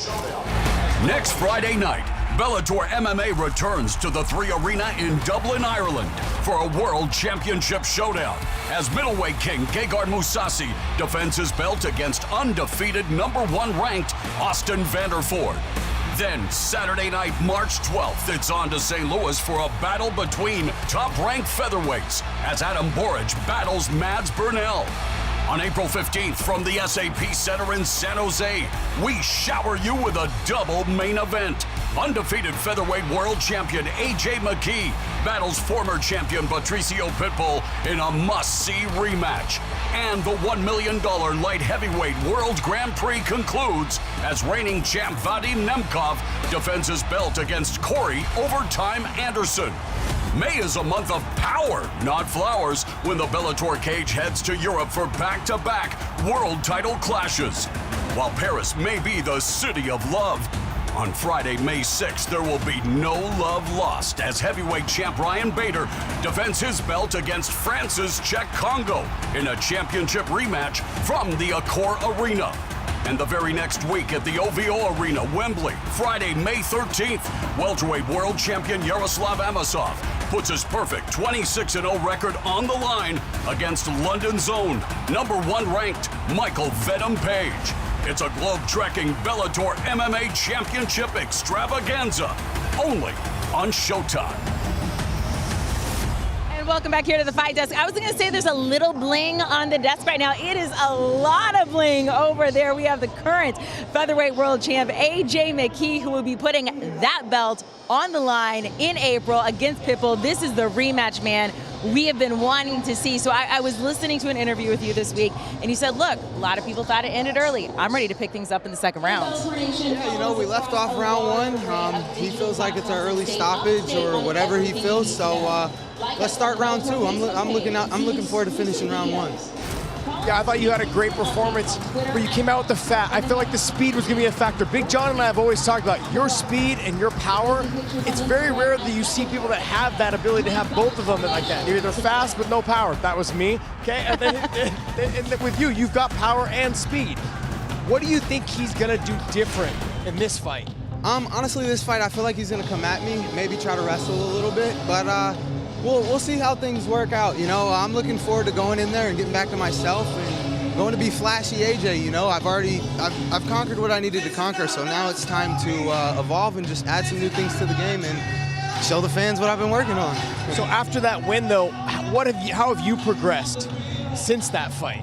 Oh man, you know, I'm just staying in the gym, staying busy. So it's been like what, it'll be 6 or 7 months, and I'm just looking forward to going in there and putting on another great show for the fans. You know, the fact that he doubts that first round was easy finish or it wasn't supposed to be finished. You know, I'm looking forward to making sure this fight he never wants to fight me again. So we're gonna put that stamp on it. How different is it for you every time you walk in there? You know now you're the champion. And you worked your way up, you're undefeated still. Like when you walk into your gym every time, all the guys in the gym like, that's the champ, that's the champ, you know? A little bit, man. I just try to set the example, you know, stay in there, keep working hard, and even when you win, you know, you find a lesson. And there's always a lesson to be learned, you know, that's the Body Shop motto. You know, you gotta find that lesson and evolve from it, whether it's life or in that cage, you know? Well, you know, Amanda and I are not going to let you get out of here. We don't need a prediction because that's not what we want fighters to put on the spot. He's a gentleman. But we want to know, how do you see this fight playing out tonight, like in terms of their styles contrast? Oh, man, let's see. So for the main event, I feel like Gracie's key is going to be waiting till later rounds because obviously fighting a wrestler, you know what you're subject to, but at the same time, he knows what to expect once he hits the ground. So I can't really say who I'm going with, honestly. I'm a very personal person. I don't like to pick sides, but I like to kind of say which fighter should do what things, and I feel like wrestling, getting him to the ground is a key.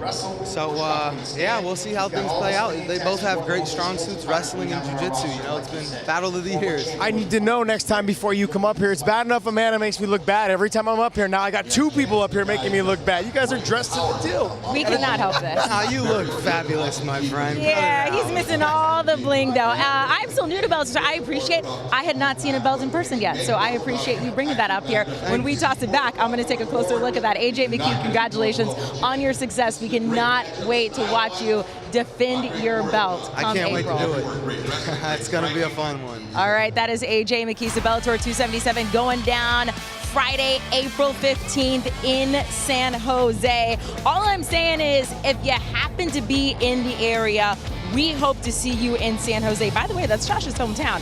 He's going to be out and around town. We get McKee versus Pitbull 2. Going into that last fight, it was one of the most anticipated bouts in Bellator history. Pitbull considered by many to be the greatest Bellator fighter of all time, but it is AJ McKee, who is still undefeated, who has the belt now. You heard him say, I am going to put a stamp on that fight, so he never wants to fight me again. But it's not just that. 2 belts are on the line April 15th. Vadim Ninkov set to defend his title when the Bellator Light Heavyweight World Grand Prix will reach its conclusion. He will face Corey Overtime Anderson, who has won 7 of his last 8. The winner does not just get the belt, but $1 million. Coming up next, we have our co-main event, Andrei Koreshkov versus Chance Rencounter in this insanely talented welterweight division. Josh, let's talk about Koreshkov first. A former world champion, is a knockout artist. He loves to put on a show for the fans. What does he need to do to get the win tonight? He needs to be himself. He needs to go out there and throw the leg kicks. If he's able to get the leg kicks going right away, that'll open up the spinning attacks, that'll open up his hands. On the feet, he is nasty. He will throw everything in the kitchen sink at you. Flying knees, boom, right on the target. He lands them almost every single time. He comes out and he's super aggressive with that. But let's not forget, he's got great wrestling. He's got the great wrestling, he's got the great top control, and his ground and pound is nasty. So all he's got to do is just be himself. Let's talk about Chance Rencounter. We know Phil Davis, he was here on set with us earlier. He's going to be in his corner tonight. He's a good wrestler. Chance Rencounter thinks he is a better wrestler, thinks he has a better gas tank than Koreshkov. What do you think about what he needs to do? I'm not sure about the gas tank, but I believe in the wrestling. It's probably equal, or I might even give Chance probably a little bit of the nod, especially with him being out there a lot more with Phil Davis as of lately. Now, what he can do in this fight is he can wait for Koreshkov to throw a spinning attack or a spinning back fist or overcommit on some striking, get the takedown. If he can get the takedown and get to the top position, his length and the ability to set in those darces, the anacondas, the arm and guillotine chokes, the guillotines, period, he's got a good chance of getting Koreshkov out there, because if I'm going to say Koreshkov has a weakness, it's probably the submission game. It's going to be a good one. Mauro, we'll send it back down to you for our firepower co-main event. Yes, let's hope indeed it will be in fuego as we continue with Bellator 274 and Andrei Koreshkov competing in his record 19th Bellator welterweight bout. Welcomes back Chance Rencounter, looking to make the most of his second chance in Bellator MMA. Ready now to make his way to the cage, Chance Black Eagle Rencounter.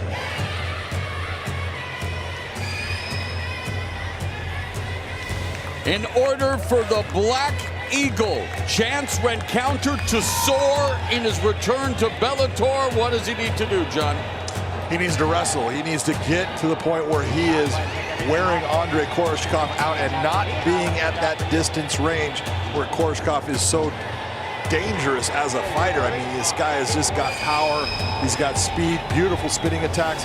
Rencounter has got to just stick to his wrestling. He can be in the stand-up with him for a while, but always be looking for that takedown. Speaking of wrestling, he will have in his corner Mr. Wonderful Phil Davis, former Bellator light heavyweight champion and noted wrestler in his own right. Kinda. I wanted to set you up like John. I'm always teasing him. I know. You don't wrestle. I know. Hey, well, the man can.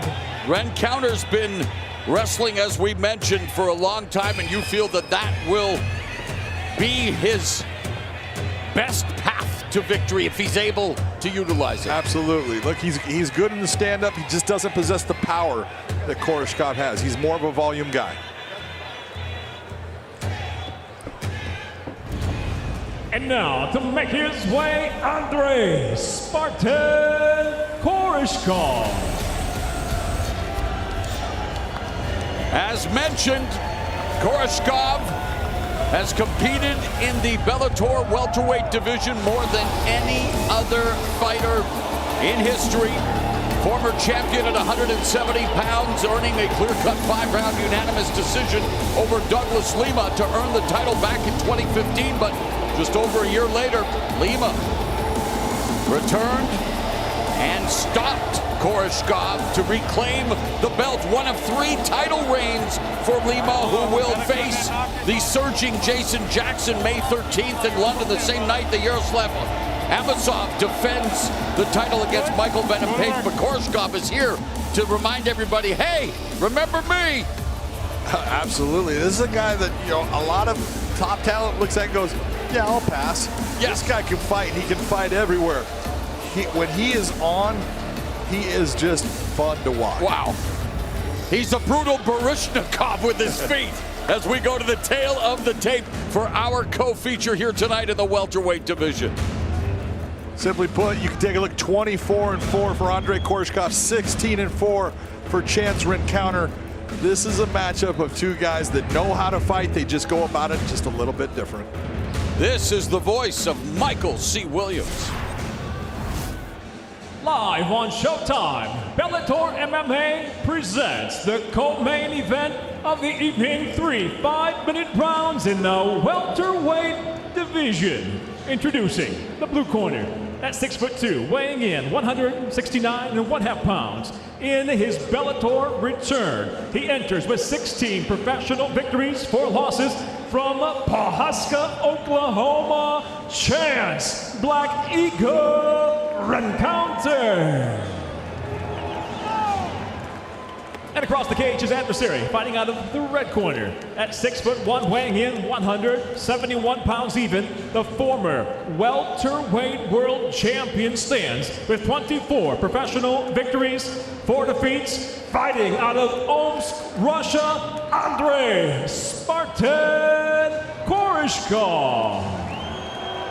In charge, your referee, Kevin McDonald. Behind the line, please. Koreshkov's 14 wins in the Bellator welterweight division, the most in divisional history. Rencounter 8-2 in his last 10. Let's go. Returning to Bellator MMA and saying thanks but no thanks in terms of touching gloves with Koreshkov. Doesn't want to get too close too soon. Yeah, very nice. One of the things that I think that Chance needs to do, though, is exactly what you're seeing here. He is not backing up. He's either going to make Koreshkov back up or at least stand his ground. When Koreshkov is coming forward, he is a menace. Rencounter proud to represent the Osage Nation Reservation. Native of Pawhuska, Oklahoma. He gets dropped, and Koreshkov on top, and Koreshkov putting the K.O. in his surname as he stops Chance Rencounter early in round 1.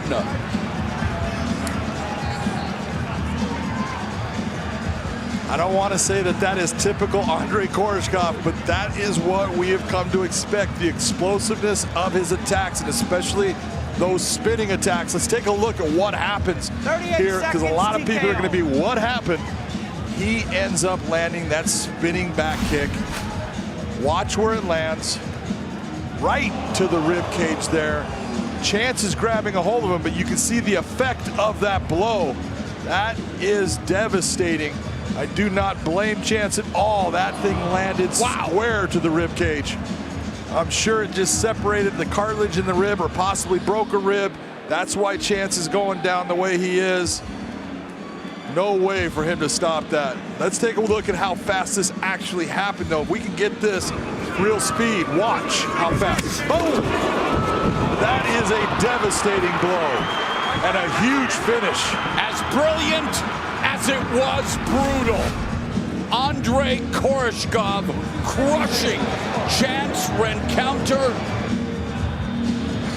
in Rencounter's return to Bellator MMA, and we talk about the educated and violent feat of Andrei Koreshkov. He records his 13th knockout victory.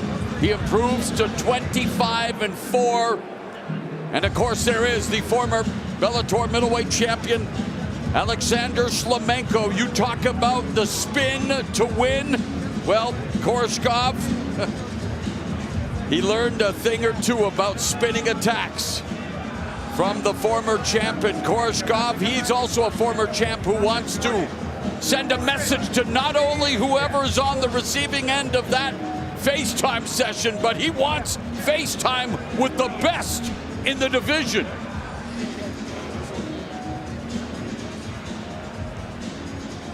Let's get it to Michael C. Williams. Ladies and gentlemen, inside the Bellator cage, it comes to an end suddenly. 38 seconds into round number 1. The winner by TKO, Andre Spartan Koreshkov. Spartan sparked rencounter with that brutal spinning heel kick right to the rib cage. And now Big John McCarthy will talk to the victor. Boom! I mean, we talk about your spinning attacks. We talk about how devastating you are. That spinning back kick landed so cleanly to his ribs. He actually got a hold of you and then just folded due to the pain. Unbelievable finish.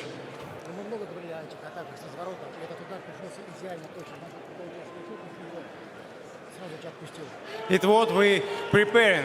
This is a spinning back kick, like a best traditional Storm school.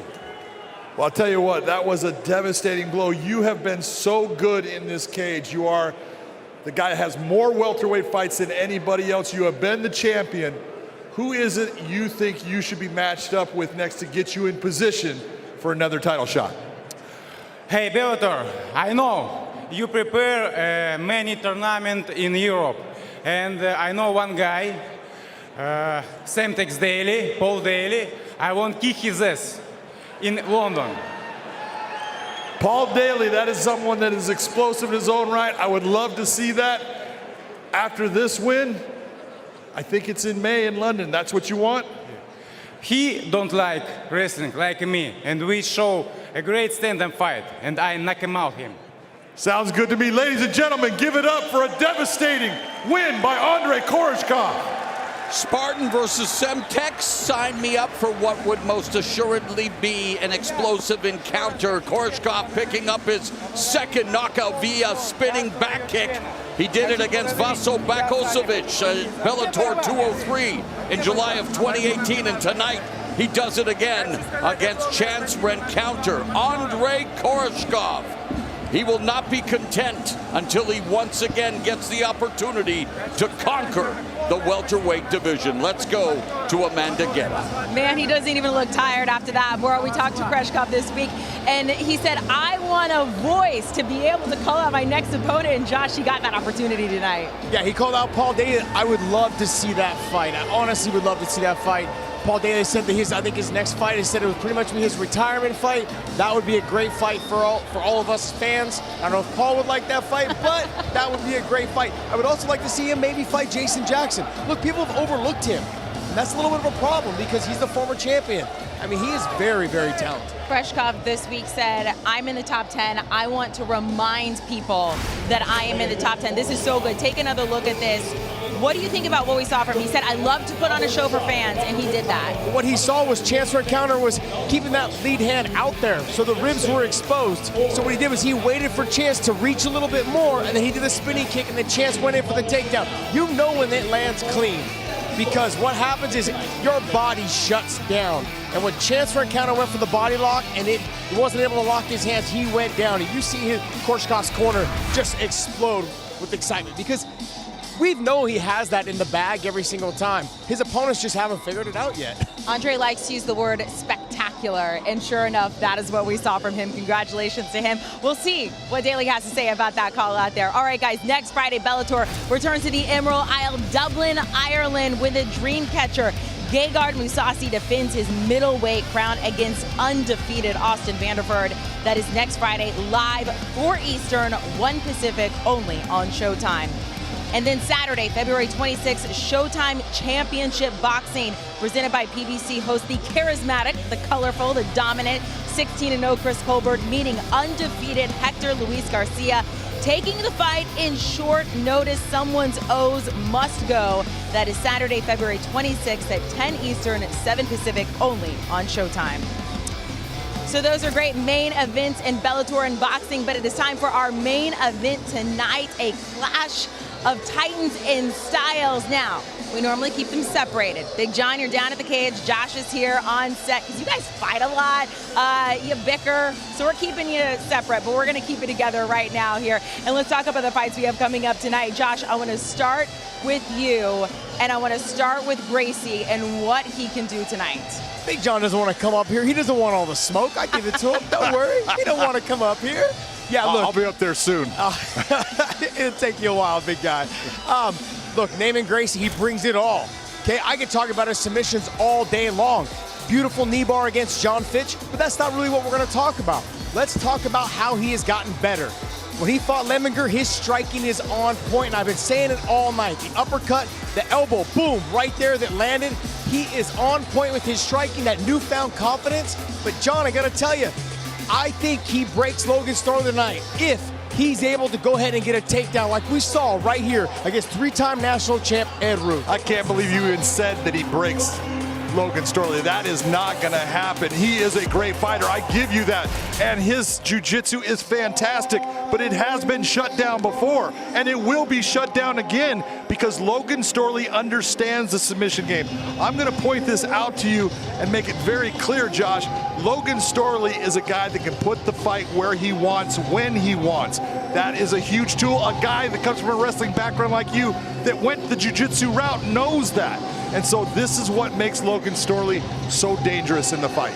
I agree with you that Logan Storley is extremely dangerous. I think he's great on the takedowns. I think he's great on top. I believe though, it's going to be a good fight. I just want to see how do you think that his wrestling is going to be able to nullify Gracie's jiu-jitsu? I agree with you. It's going to be a great fight, but it is the wrestling that can be dominant because he's the guy that's going to decide where the fight is at. All right, guys, thank you so much. You behaved very well. Thank you. I think our boss, Scott Coker, hopefully he's watching this. He's going to let us do this again. As mentioned, look, this is a clash of Titans and Styles. Whoever wins may very well get a shot at the title after this. And we got a behind-the-scenes look.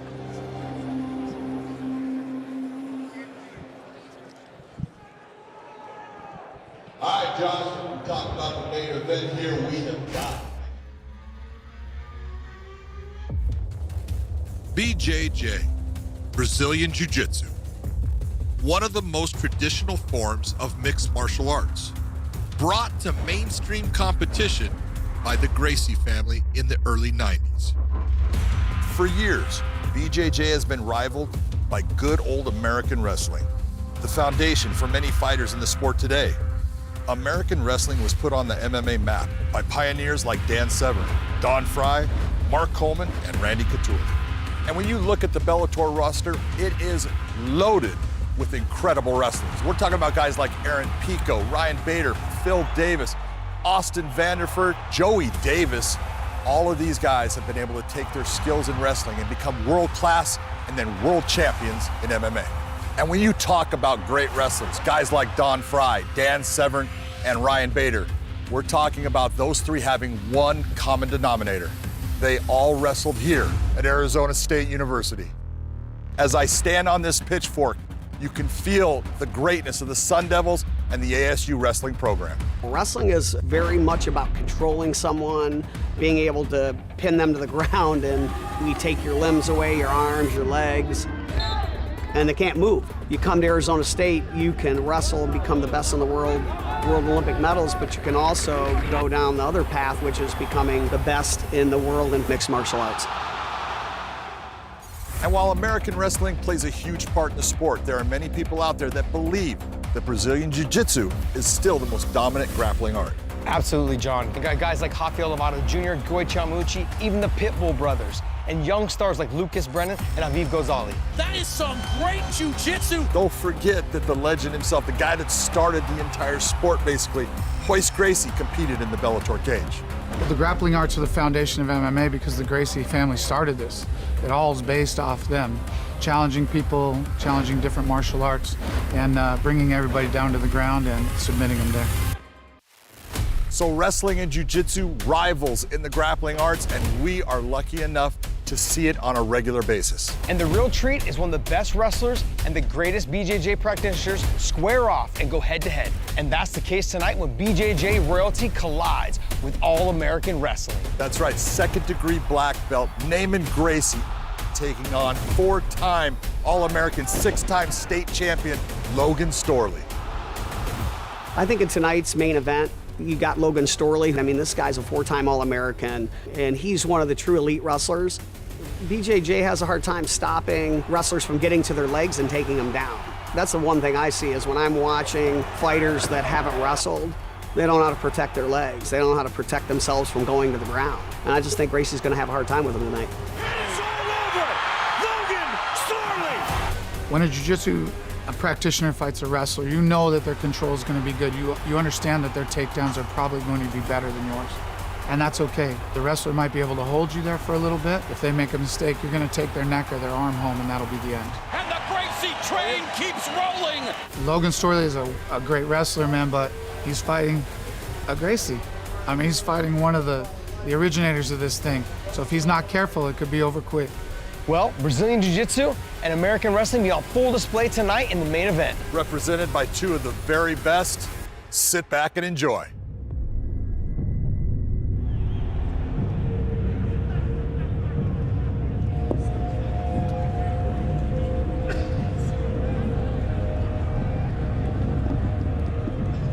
Set now to make his way to the cage, Logan Storley.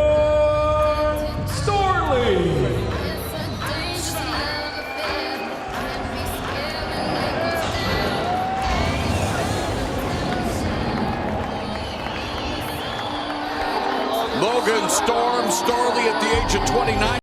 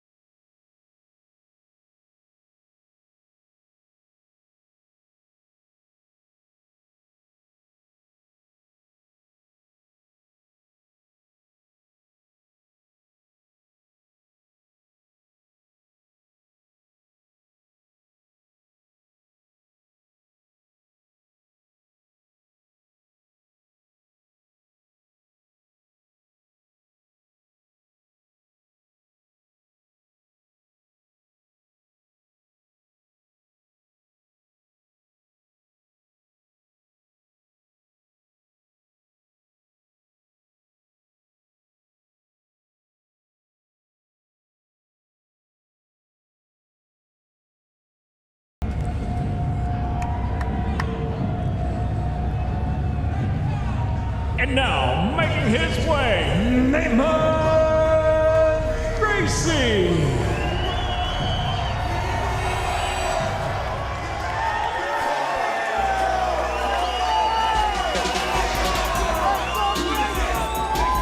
The first family of Brazilian Jiu-Jitsu are known for what I am sure they would say is their immortal technique on the ground. And hey, Naaman Gracie, he proved to be as hard-hitting as the barb-spitting birthday boy.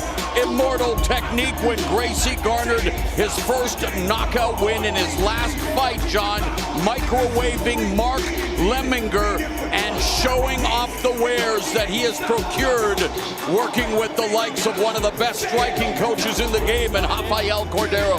Look, we've been watching Naaman Gracie here in the Bellator cage for the last almost 7 years, and we have watched the progression of this man. He is absolutely a full-fledged MMA fighter. He needs to use his uppercuts and knees while standing because Logan's going to change levels on him. If you're on your back, you must attack. Do not settle in to just being in guard.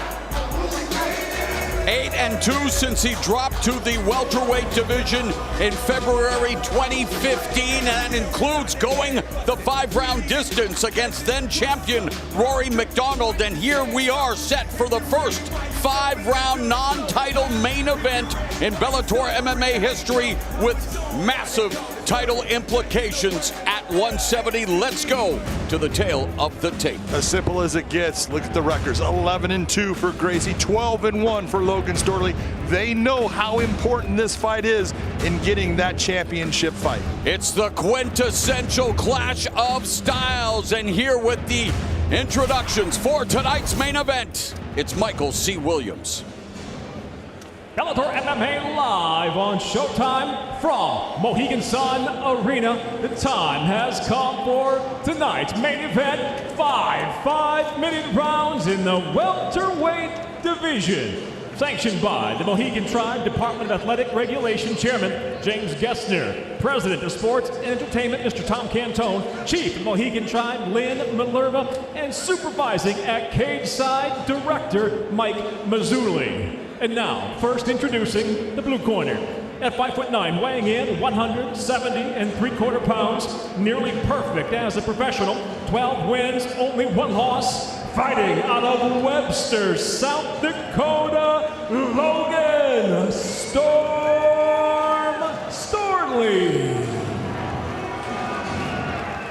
And across the cage, his adversary out of the red corner. At 6 foot, weighing in the same at 170 3/4 pounds, the former welterweight title challenger, impressive as a professional, holds 11 victories, just 2 defeats. By way of Rio de Janeiro, Brazil, he fights out of Newport Beach, California, introducing Neymar Gracie. And when the bell rings, the referee in charge, Dan Mergliano. All right, gentlemen, in the center, please. All right, guys, we've been through the rules in the locker room. I want you to obey my commands at all times. I want you to protect yourselves at all times. You ready to touch gloves? You want to do it again? Back to your corners. Good luck. Gracie's 6 submission victories in Bellator welterweight competition, the most in divisional history. Logan Storley. He has 6 wins via first-round knockout. All right, gentlemen, you ready, All-American wrestler versus Brazilian Jiu-Jitsu black belt. Who's going to strike first?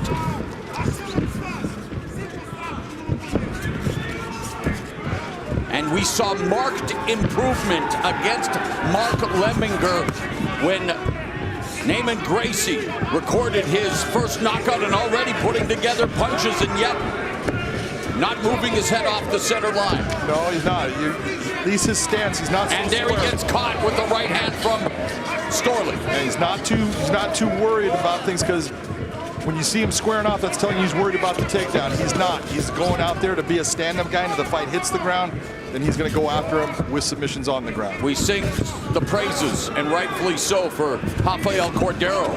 Well, Storley has worked with the likes of Henry Hooft at Sanford MMA, and in his corner tonight, ruthless Robbie Lawler, one of the pound-for-pound heaviest hitters in MMA history. No doubt about that, but you're watching Logan here. Logan's doing a nice job of coming in and out. Sometimes he's keeping his head on that center line. He needs to start, when he comes in, just move that head off the center line. That's going to make that jab of Gracie miss. And of course, the adjustments that will need to be made, knowing that this is now a 5-round non-title fight, and pacing, as Storley doing a good job of going to the body and upstairs on Gracie.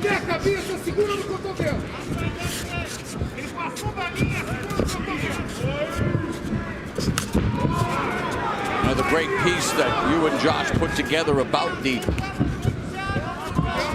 wrestling and the Brazilian Jiu-Jitsu pedigrees in the sport of MMA. And yet, John, look at these two putting together their striking here in this first round. This is pretty cool. That's normally what you get. I mean, the big difference here is Storley. His wrestling is really translated to the mixed martial arts world. His wrestling is just meant for MMA. While Gracie he's good at his wrestling, but he's not at the level of Storley. So when it comes to who's going to take who down, Logan's going to have the better chance of putting Gracie where he wants than it is of Neiman putting Logan on his back. Both of them showcasing the fruits of their labor while still ripe, and this is the constant evolution in the sport of mixed martial arts. And when you talk about Gracie, many thinking that he's already the most well-rounded member of the first family of BJJ, and for Logan Storley, a protege of Brock Lesnar when he was in high school, he and Gracie are just looking to put it on each other, knowing the stakes. Well, there was a big left hand landed by Logan earlier there, and then he hit him with a right. So Storley storming Gracie with his striking onslaught. Gracie trying to neutralize him with under 2 minutes left in the first round. And one of the things that I talked about was Logan needs to be Logan. It's easy for someone to go and say, I'm going to be a sprawl and brawl guy and keep it in the stand-up. And there's the sprawl. There you go. And that's what I was talking about. Significant edge for Logan Storley in the striking department. Yeah, absolutely. He's connecting. He's been hit, but he's landed the better shot so far. And see right here, he's in a good position. There's not a lot that Naaman can do in this position. Naaman's going to either sit here for a while or he's going to swing into the guard position, or he'll just try to stand up. But Logan, at this point, this is the kind of fight he needs, but he needs to take his time and find his moments to rest while he's in that grappling exchange. Storley told us that if he can get Gracie flat, he's going to struggle to get up and get tired. Well, he allows Gracie to get up as we near the final minute of the first round, and a strong start for Logan Storley as he continues to sharpen his striking skills. Both of them have, but it's Storley getting the better of the exchanges in the first round. Absolutely right. Right now, as you're watching, you can understand why Logan decided, I'm going to stand this back up. He's been landing the more effective shots there. A beautiful left hand. He's the guy that's controlling where this fight is at and the pace that it's being pushed at. And the comfort and the way that the balance, the confidence, and as we, you and I talked about it, John, it almost goes without saying, really. You sell their credentials as ground gurus, wrestling or BJJ, and we're like, well, this could be a stand-up smorgasbord, and it definitely is, and it's been good. It's been a great opening 5 minutes. Yeah, both guys doing well. And Storley doing that much better. I agree with you. Great. Good job.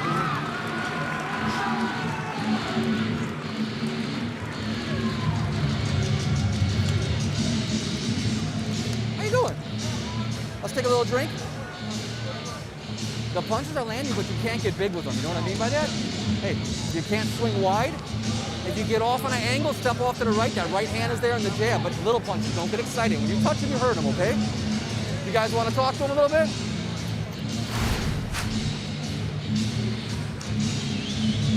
Nice right hand by Logan, and that was the difference. Logan was more accurate with his shots.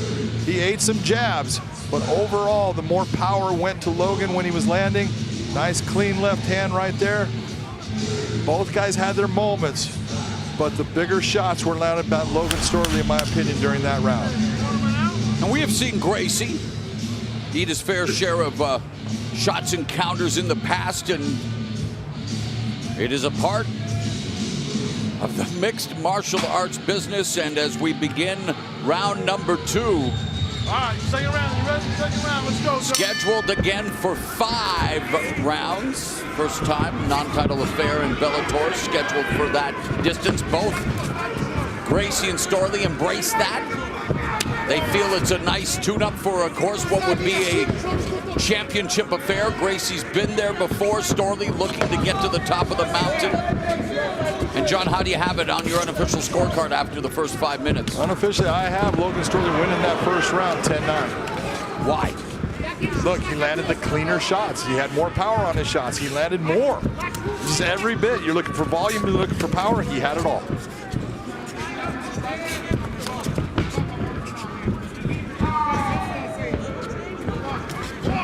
Yeah, the right hand lands for Storley as Gracie being kept at distance, being bruised up by the attack of Storley.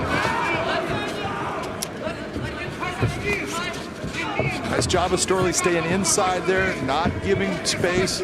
Keeps on just marching down. Nice and calm. This pace for him, you got to figure this is his first 5-round fight. This pace for him is perfect right now. And when you're the guy landing the heavier shots, it's harder for that other man to deal with handling the 5 rounds. 8 of Storley's 12 victories have come via knockout. We talked about it at the top of the broadcast, John. You know, wrestler's best friend is ground and pound, and Storley's made the most of it, as now Gracie looking to try to maximize his reach there with the jab, but Storley able to come in and put together a combination. Keep Gracie guessing, keep Gracie off balance in all ways. Absolutely, and I think part of their plan was to stay off of the ground in the first round when you're dry. Don't give him that opportunity, but as the sweat builds up, I think you'll start to see Logan at times be willing to go to the ground with Gracie. Gracie trying to establish the jab. Storley pushes back with a combination upstairs that lands, and lands another right hand. There's that right uppercut. We saw Gracie land against Mark Lemonder in his last fight. Right hand lands for Gracie. So Gracie now starting to put together his punches behind the jab, John. Absolutely is, and that, as you said, that uppercut was well timed and well placed. Oh, that right counter, well timed by Storley. Storley coming back. Storley with an uppercut of his own. The big difference when you're looking at what's happening right now, in that fight with Lemonder, Neiman Gracie was able to control the pace. He was the one dictating where it was going. He was the one coming forward. For the most part, in this matchup, he's been on his back foot. Storley sniping away with that right hand coming up on the final 2 minutes in the second round.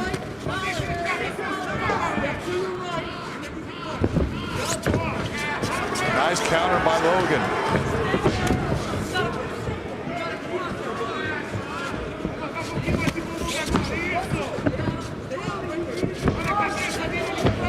Storley utilizing good head movement, John. Yes, he is. And as he's coming inside, you see that he's taking his head off the center line. He's not being just an easy target. And at the same time, cannot be predictable in his movement, because then, of course, Gracie looking to collect the data and land the counter. But Gracie going back to work with the jab with the right hand, but gets countered more effectively by Storley. Absolutely. And again, when Gracie's coming forward, he's doing well. When Logan's coming forward, he's the guy dictating what's going on in this fight. Beautiful left hand again. Coming up on the final minute of the second round, both Storley and Gracie with one takedown attempt each, both of them failing in that attempt. It has been a sharp striking display for Logan Storm Storley, while Neiman Gracie has had his moments, but needs to up the ante, ratchet up the offense. But Logan Storm Storley making him pay if he wants to do so. He is right now, and again, you know, fighting is all about moments and pace. Right now, all those moments, for the most part, and the pace is being dictated by Logan Storm Storley. Right hand to the body. Gracie goes upstairs with the right hand, and then the knee. Storley just missed with the uppercut. And there's Gracie looking to pull a page out of the Andre Korshkov playbook. Not the same results. And let's bring in Josh Thompson. Josh, talk about what you've seen out of Logan Storm Storley in his stand-up. Guys, he looks absolutely amazing. He's relaxed, composed. You guys said it. He's moving his head offline. He's counter-striking very well. And what I love is that he's not loading up. Everything he's doing is based off of his head movement, slipping and making Gracie miss. He looks fantastic on the feet. The biggest thing is he's not throwing power. He's just touching, and then when he sees he lands, then he tries to throw a hard shot. John, I'm very impressed right now with Logan Storley on the feet. Absolutely. I mean, and what is really impressive is how calm he is and just being relaxed. He's not overextending. He's not throwing too hard. All the things that you look for. Jason Stout, Henry Hoof, they've just done a fantastic job with him. Now, let's not forget again the aforementioned ruthless Robbie Lawler, and training with the likes of Gilbert. Yeah, Gilbert Burns. I mean, it is a murderer's row at Sanford MMA, and just like it really is when you look at the power couple in the Gracie corner, when you look at Renzo Gracie and Rafael Cordero, and so much at stake again. And here we go with round number 3, scheduled for 5.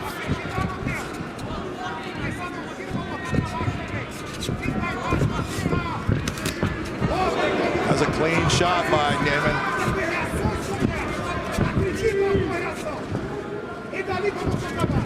Gracie tried to feint, and now Storley surging forward. Got to echo the sentiments of Josh Thompson, the composure. And there's that jab, though. When Gracie utilizes the stick, he's had some success. Yeah, no doubt about it. That left hand has really opened him up as far as that uppercut with the right hand.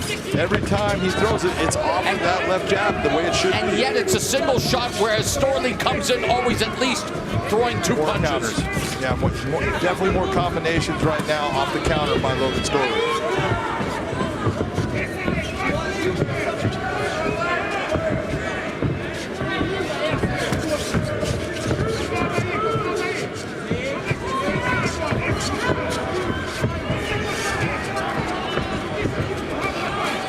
Storley again not ignoring the body, and then firing a right hand upstairs. And now Gracie with the clinch momentarily. With Logan, when you're watching as he's dipping, he'll dip to his left like that right there. Many times he's getting himself caught. He just needs to keep moving his feet. Dip to the left. Keep moving your feet as you swing around, and that hook that you're throwing is going to land just like that.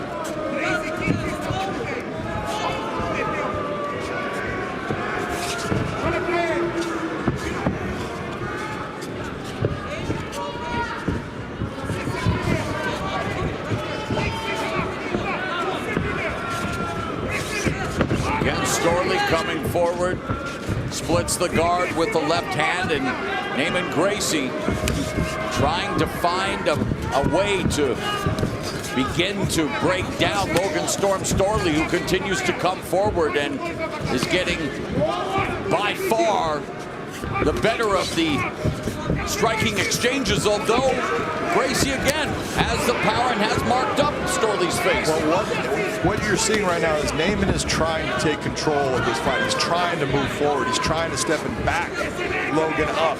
And at moments he's being able to. But when Logan is coming in, Naaman is taking too many steps straight back. He needs to circle out quicker. Take one step back, start circling out, and reestablish that forward motion. It was billed as the battle for ground supremacy, John. One takedown attempt each. It has been a smorgasbord of strikes. Under 2 minutes remaining here in the third.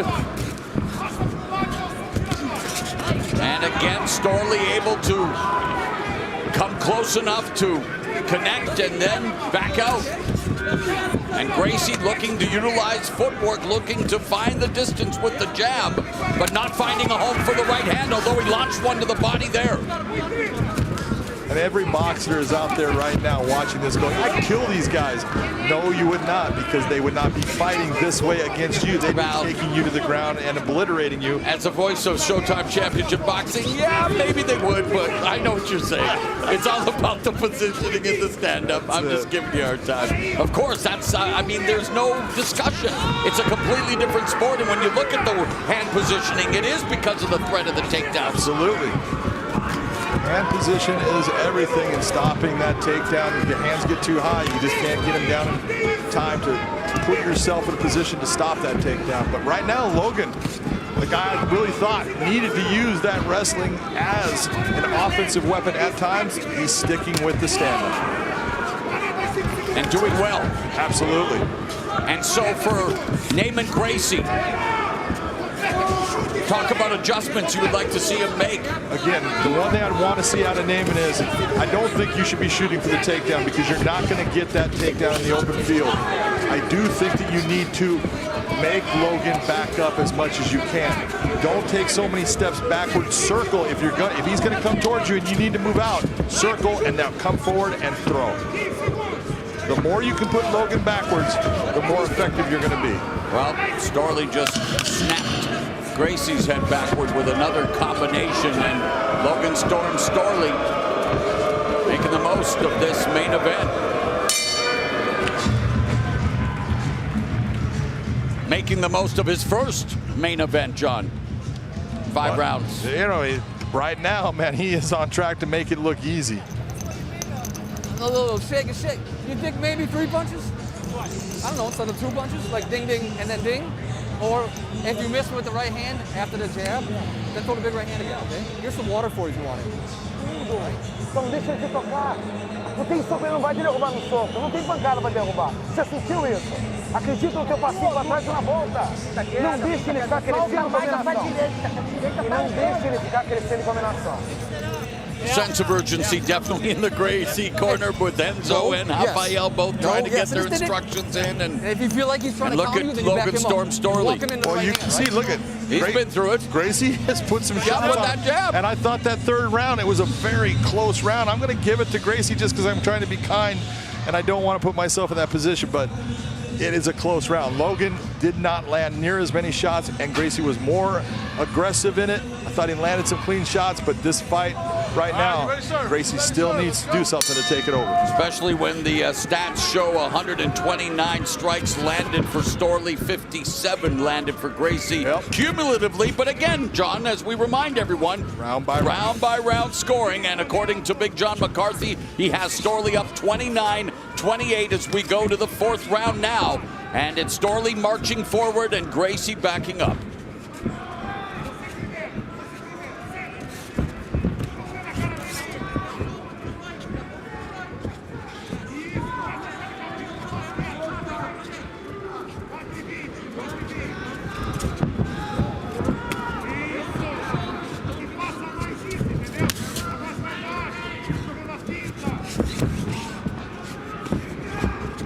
Again, pawing with the jab, John. It's obvious that Gracie would like to establish something with it, but can't hot shot, and he definitely needs to follow up.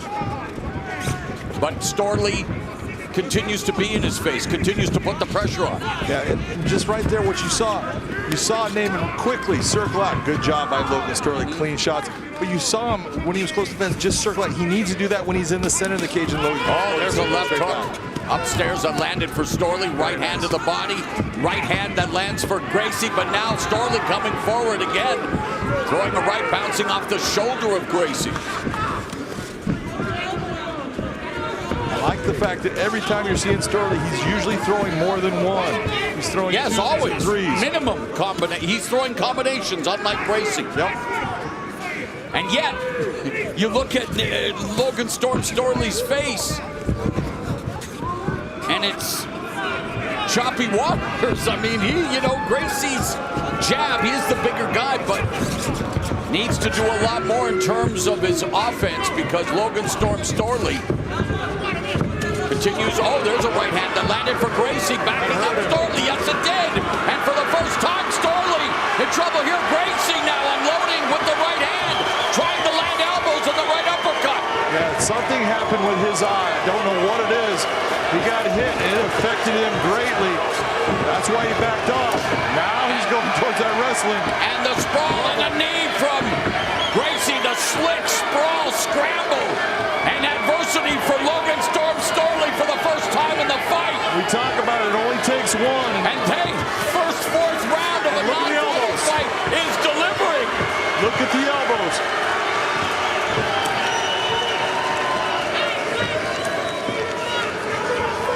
So Gracie comes alive in the fourth round of a non-title fight in Bellator MMA history, both trying to remain in the hunt for Gracie. It would be a second opportunity at a championship, and he gets backed up by Storley. Oh, he's in trouble. Incredible stuff. Mamma mia!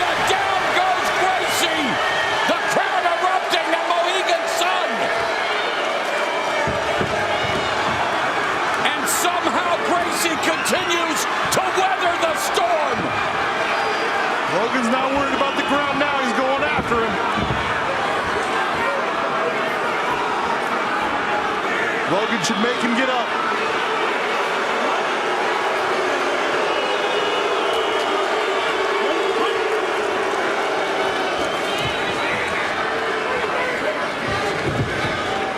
This is why we need 5-round non-title main events, Chuck. This is exactly it, because this fight would have been over by now. You can see and the fight is just beginning. Hello.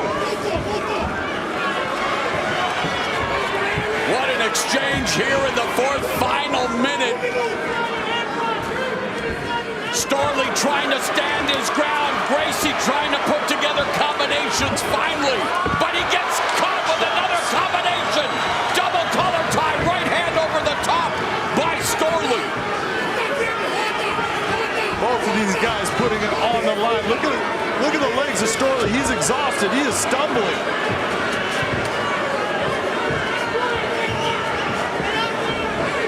This is what happens when you hit that 5-round. I talked about that extra 10 minutes is brutal, and you're seeing it right now. Naaman going for the takedown. Going for the takedown against the multiple-time All-American north-south position now for Storley. Final 15 seconds of what has been a fantastic 4th round. Bring on the 5th. Wow, so much to unpack in that 4th, John. Man, so much went on there because Naaman hurt Storley. You could see it when he was backing off, but then Logan comes back and he puts Naaman on his back. Just an incredible round for both guys, and you could see the legs of Logan Storley. They were wobbly, not based upon being hit. He was tired. His legs are heavy.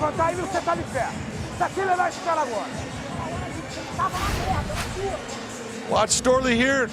Comes up with the left hand, right on the chin. Gracie coming forward, lands a beautiful right hook there. That's the one that bothered Storley. I don't know what it did to Storley, but it definitely affected him. But here comes back Storley landing a big shot and ends up putting Gracie down. Then Gracie comes back when he's tired and throws the elbow that lands on the jawline of Storley. Both guys have just put it all out so far. Incredible matchup. This is what we expected. High five! The 5th and final round begins, and they continue. Both Gracie and Storley come out knowing how important this final 5 minutes is to their respective hunt for the championship opportunity. And we mentioned it. Yaroslav Amosov defends the title against #1 ranked challenger Michael Venom Page Friday, May 13th in London. Nice head movement by Logan Storley. Wow, nice elbow by Gracie. Naaman was throwing a lot of shots there, and most of those are just slipping right by. That's a clean right hand by Gracie. He's on his horse. Take a look, man. He's moving well for the 5th round. I was going to say both. As we mentioned, you know, Storley seems to almost have found a bit of a second wind as well. And definitely Naaman Gracie has gotten much better past the 3rd round, where usually the fight would have been over in this circumstance. Yeah, no doubt about it.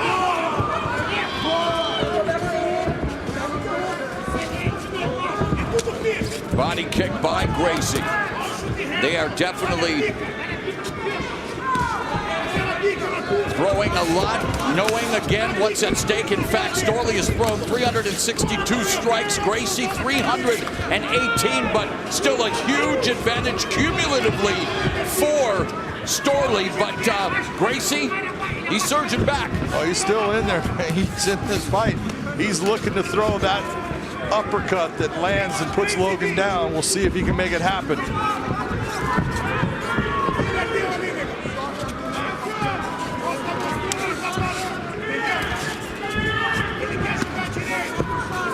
Anyone thinking takedown, John? Oh, that left hand landed for Storley. I don't know. Right now, Logan Storley, a guy who grew up on wrestling, has done it his whole life, is going, I don't want to wrestle. That's going to take too much energy. Boy, finding a home for the right hand. Logan looking at the clock. Gracie connecting with the cross.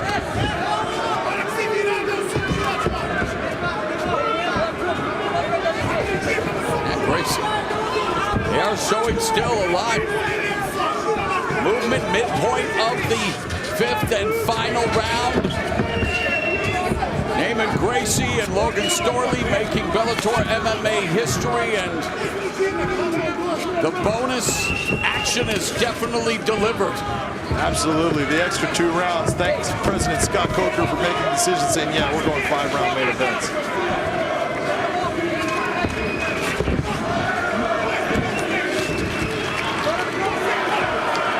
I'd really like to see when Logan throws, he comes over with that left hand, he needs to back it up with that right hand. Keep throwing. The crowd trying to rally behind Naaman Gracie, but a lot of Storley supporters in attendance as well. And how can you not respect both of these world-class athletes?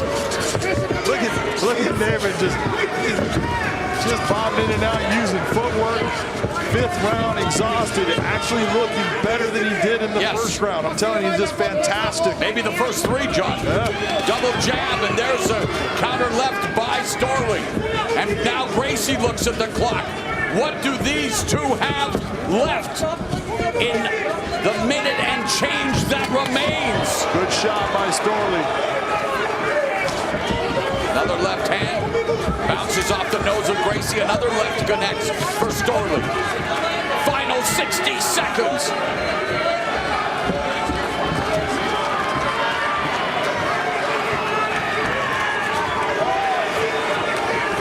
Storley systematically throwing that right-left combo that he keeps throwing again. Just did it there.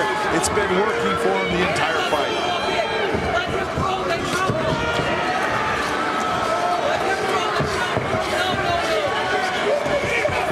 Again, in a fight that was built for ground supremacy, not one takedown has been achieved, but they're trying to take each other down with punches.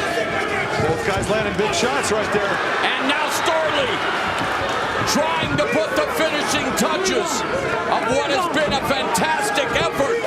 Number 4 ranked Naaman Gracie, Logan Storley. They keep it standing for 25 minutes. And while the crowd may be booing, hey, hats off to both Storley and Gracie for showcasing their striking, and Logan Storley bouncing back in very impressive fashion for what happened in his home state of South Dakota. A win, but not an impressive victory over Dante Skiro. No, man, boy, I can tell you what, he just showed a ton about who he is and what heart he has in that chest, man. He possesses nothing but grit and determination. And speaking of heart, grit, and determination, Naaman Gracie. Same thing. Come on, take a look at what we talk about it all the time. Well, I hate seeing guys that leave it in, and I think that drew the ire of the crowd, where he was kind of on his bike a bit. He'd given it all. He'd given everything. Both guys. Unbelievable.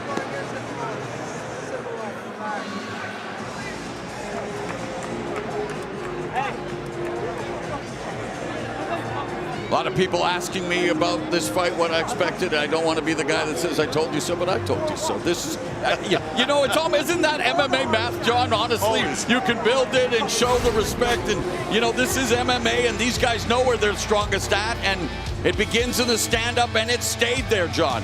It did, and you can see that, you know, Logan kept on going, and he a strange combination when you're thinking most of the time it's led with your offhand, but he led with his right hand a lot, finishing it up with his weaker hand, his left hand, but he was effective. Beautiful right, left misses. Naaman had his moments where he was able to connect too. Did a good job of moving around in the 5th round. He really showed a lot of energy. Amazing after all the shots he took. Both guys put it all on the line. You cannot ask any more of an individual than what these 2 guys gave. Okay, gentlemen, in the center, please. Mutual respect after going 25 hard minutes. You think about what it takes to excel at one discipline. This is MMA, this is mixed martial arts, All-American Wrestling, Brazilian Jiu-Jitsu royalty. And it was a striker's ball here tonight as we go to Michael C. Williams. Ladies and gentlemen, after 5 rounds of non-stop action, we'll go cage side to your 3 judges. Your first, Eric Colon, scores the fight 48-47. Your second judge, Dave Hagen, 50-45. Your third and final judge, David Peabody, 49-46. All have it for the winner by unanimous decision, Logan Storley.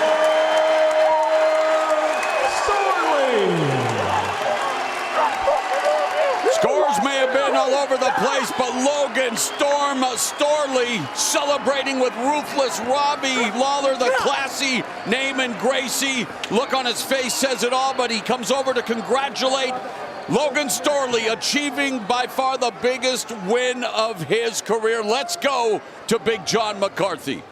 Logan Storley, that fight showed heart, guts, determination by both of you. You took a fight that most people thought was going to hit the ground. You stayed on the feet for most of it. How are you feeling right now at the end of that 5-round battle? Hey, Connecticut, thank you. Thank you so much. I appreciate it. That fight right there, I had to dig deep. Dig deep, that's those farm roots. That's Midwest. Figuring out who you were in the 4th round and coming back. And I'm freaking happy, Big John. Tired but happy. Now look, I gotta ask you, man, that 4th round, you got hit with a shot and it hurt you and you started backing off real quick. What happened with that shot, but you came back in that round? I don't know, my orbital bone or something, it kind of went numb for a second. And I was stung for a little bit, but I was playing and moving. And then he started kind of wearing himself out and I landed it. But that's the first time I'm a fighter now. That proved it right there. Any doubt I ever had about taking a punch, fighting the best guys, that's number 4 guy in the world. I just beat him 50, 45, 49, whatever it was.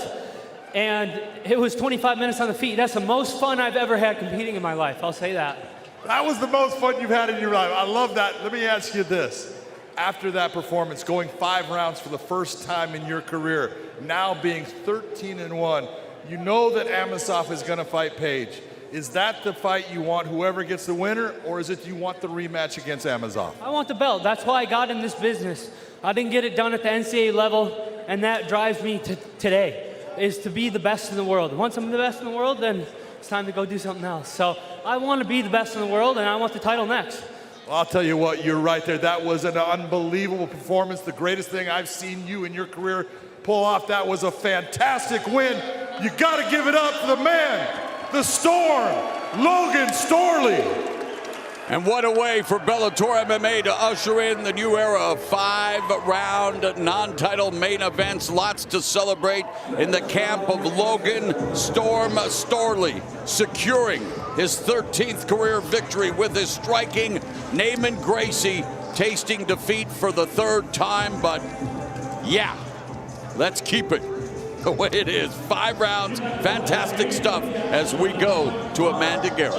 Hey, Mauro, Josh and I agree. We want the 5 rounds there. Oh, man, what a win for Logan Storley. Look, he's an All-American wrestler, but he told us this week he saw the fight playing out on the feet, and that's exactly what we saw. Yeah, I think he realized, going to the ground shouldn't have been that much of an option unless he had rocked him, and that's what he did. I believe it was in the 3rd round or 4th round when he rocked him and dropped him and sat him to his butt. He jumped on top, tried to get the finish.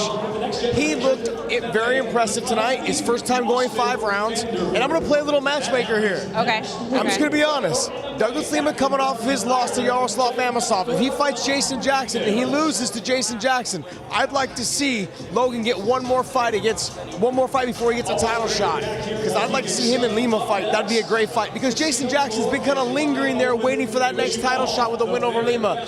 I honestly believe he just needs one more fight to give him that experience of that top-level competition, because he showed he's a fighter tonight. He proved it. That's what my next question was going to be. I mean, one more fight, but can he handle his own in that title shot right now, given what you saw in the cage tonight? Did you not see their first fight? I mean, he fought Yaroslav Amosov to a split decision. He took him to the distance, yeah, absolutely. I mean, it was a phenomenal fight. Had that fight been a 5-round fight, who knows what would have happened? I mean, I'm being honest. And so they make up for a perfect matchup. Stylistically, they are a fun fight. I'm talking wrestling, jiu-jitsu, striking, everything mixed in. And Logan Storley showed me tonight what I've always wanted to know. Will he fight walking forward? Will he throw punches? Or will he just continue to fall to his wrestling? Tonight, he proved that he can strike with the best of them, and he can also use his wrestling when he needs to. He has a very high fight IQ. That's what I wanted to see tonight from Logan Storley. His first 5-round event comes out victorious, and sure enough, we needed all 5. We all agree, you, me, Moro, Big John, because that fight came alive in the 4th round. Josh Thompson, Amanda Guerra here. If you missed any portion of tonight's fight card, let's run it back. Check your listings for encore plays of Bellator MMA on Showtime and Showtime Extreme. Next Friday, Bellator moves a company from New England to Ireland for a colossal middleweight contest. The reigning champion and MMA powerhouse Gegard Mousasi faces off with the next generation of MMA, the unbeaten Austin Vanderford, who looks to dethrone the dream catcher. Join us next Friday live at 4 Eastern, 1 Pacific, only on Showtime. As we wrap up back-to-back nights of combat sports, Showtime continues to throw the heat. Keep it here for an encore episode of The Latest Billions. And there is your champ, Logan Storley, a little gingerly walking down, but he feels good because he got that victory tonight. Let's take a look back at what we saw here at Bellator 274. We started it with the heavyweights trading major blows for a full 3 rounds. Newcomer Devian Franklin emerging with his fist in the air, now 5-0 since bursting onto the scene just 2 years ago. How high can that guy climb? Then the return of Brennan Ward after overcoming drug addiction, returning to the cage for first time in nearly 4.5 years. He told fans to expect a knockout, and he got it just seconds into the 2nd round. It was a loaded lightweight battle between Georgi Karahanyan and Adam Piccolotti. Piccolotti, who hadn't been in the cage for nearly a year and a half, he wins there in our co-main event, the supremely talented welterweight division. Georgi Koreshkov, chance for encounter. It was Koreshkov with a stunner in 38 seconds. And the main event, Brazilian Jiu-Jitsu phenom Naaman Gracie and outstanding wrestler Logan Storley, the first 5-round non-title main event, and it goes to Logan Storley at the end of the day, getting him that much closer to a title shot. For all of us here at Bellator, have a great night.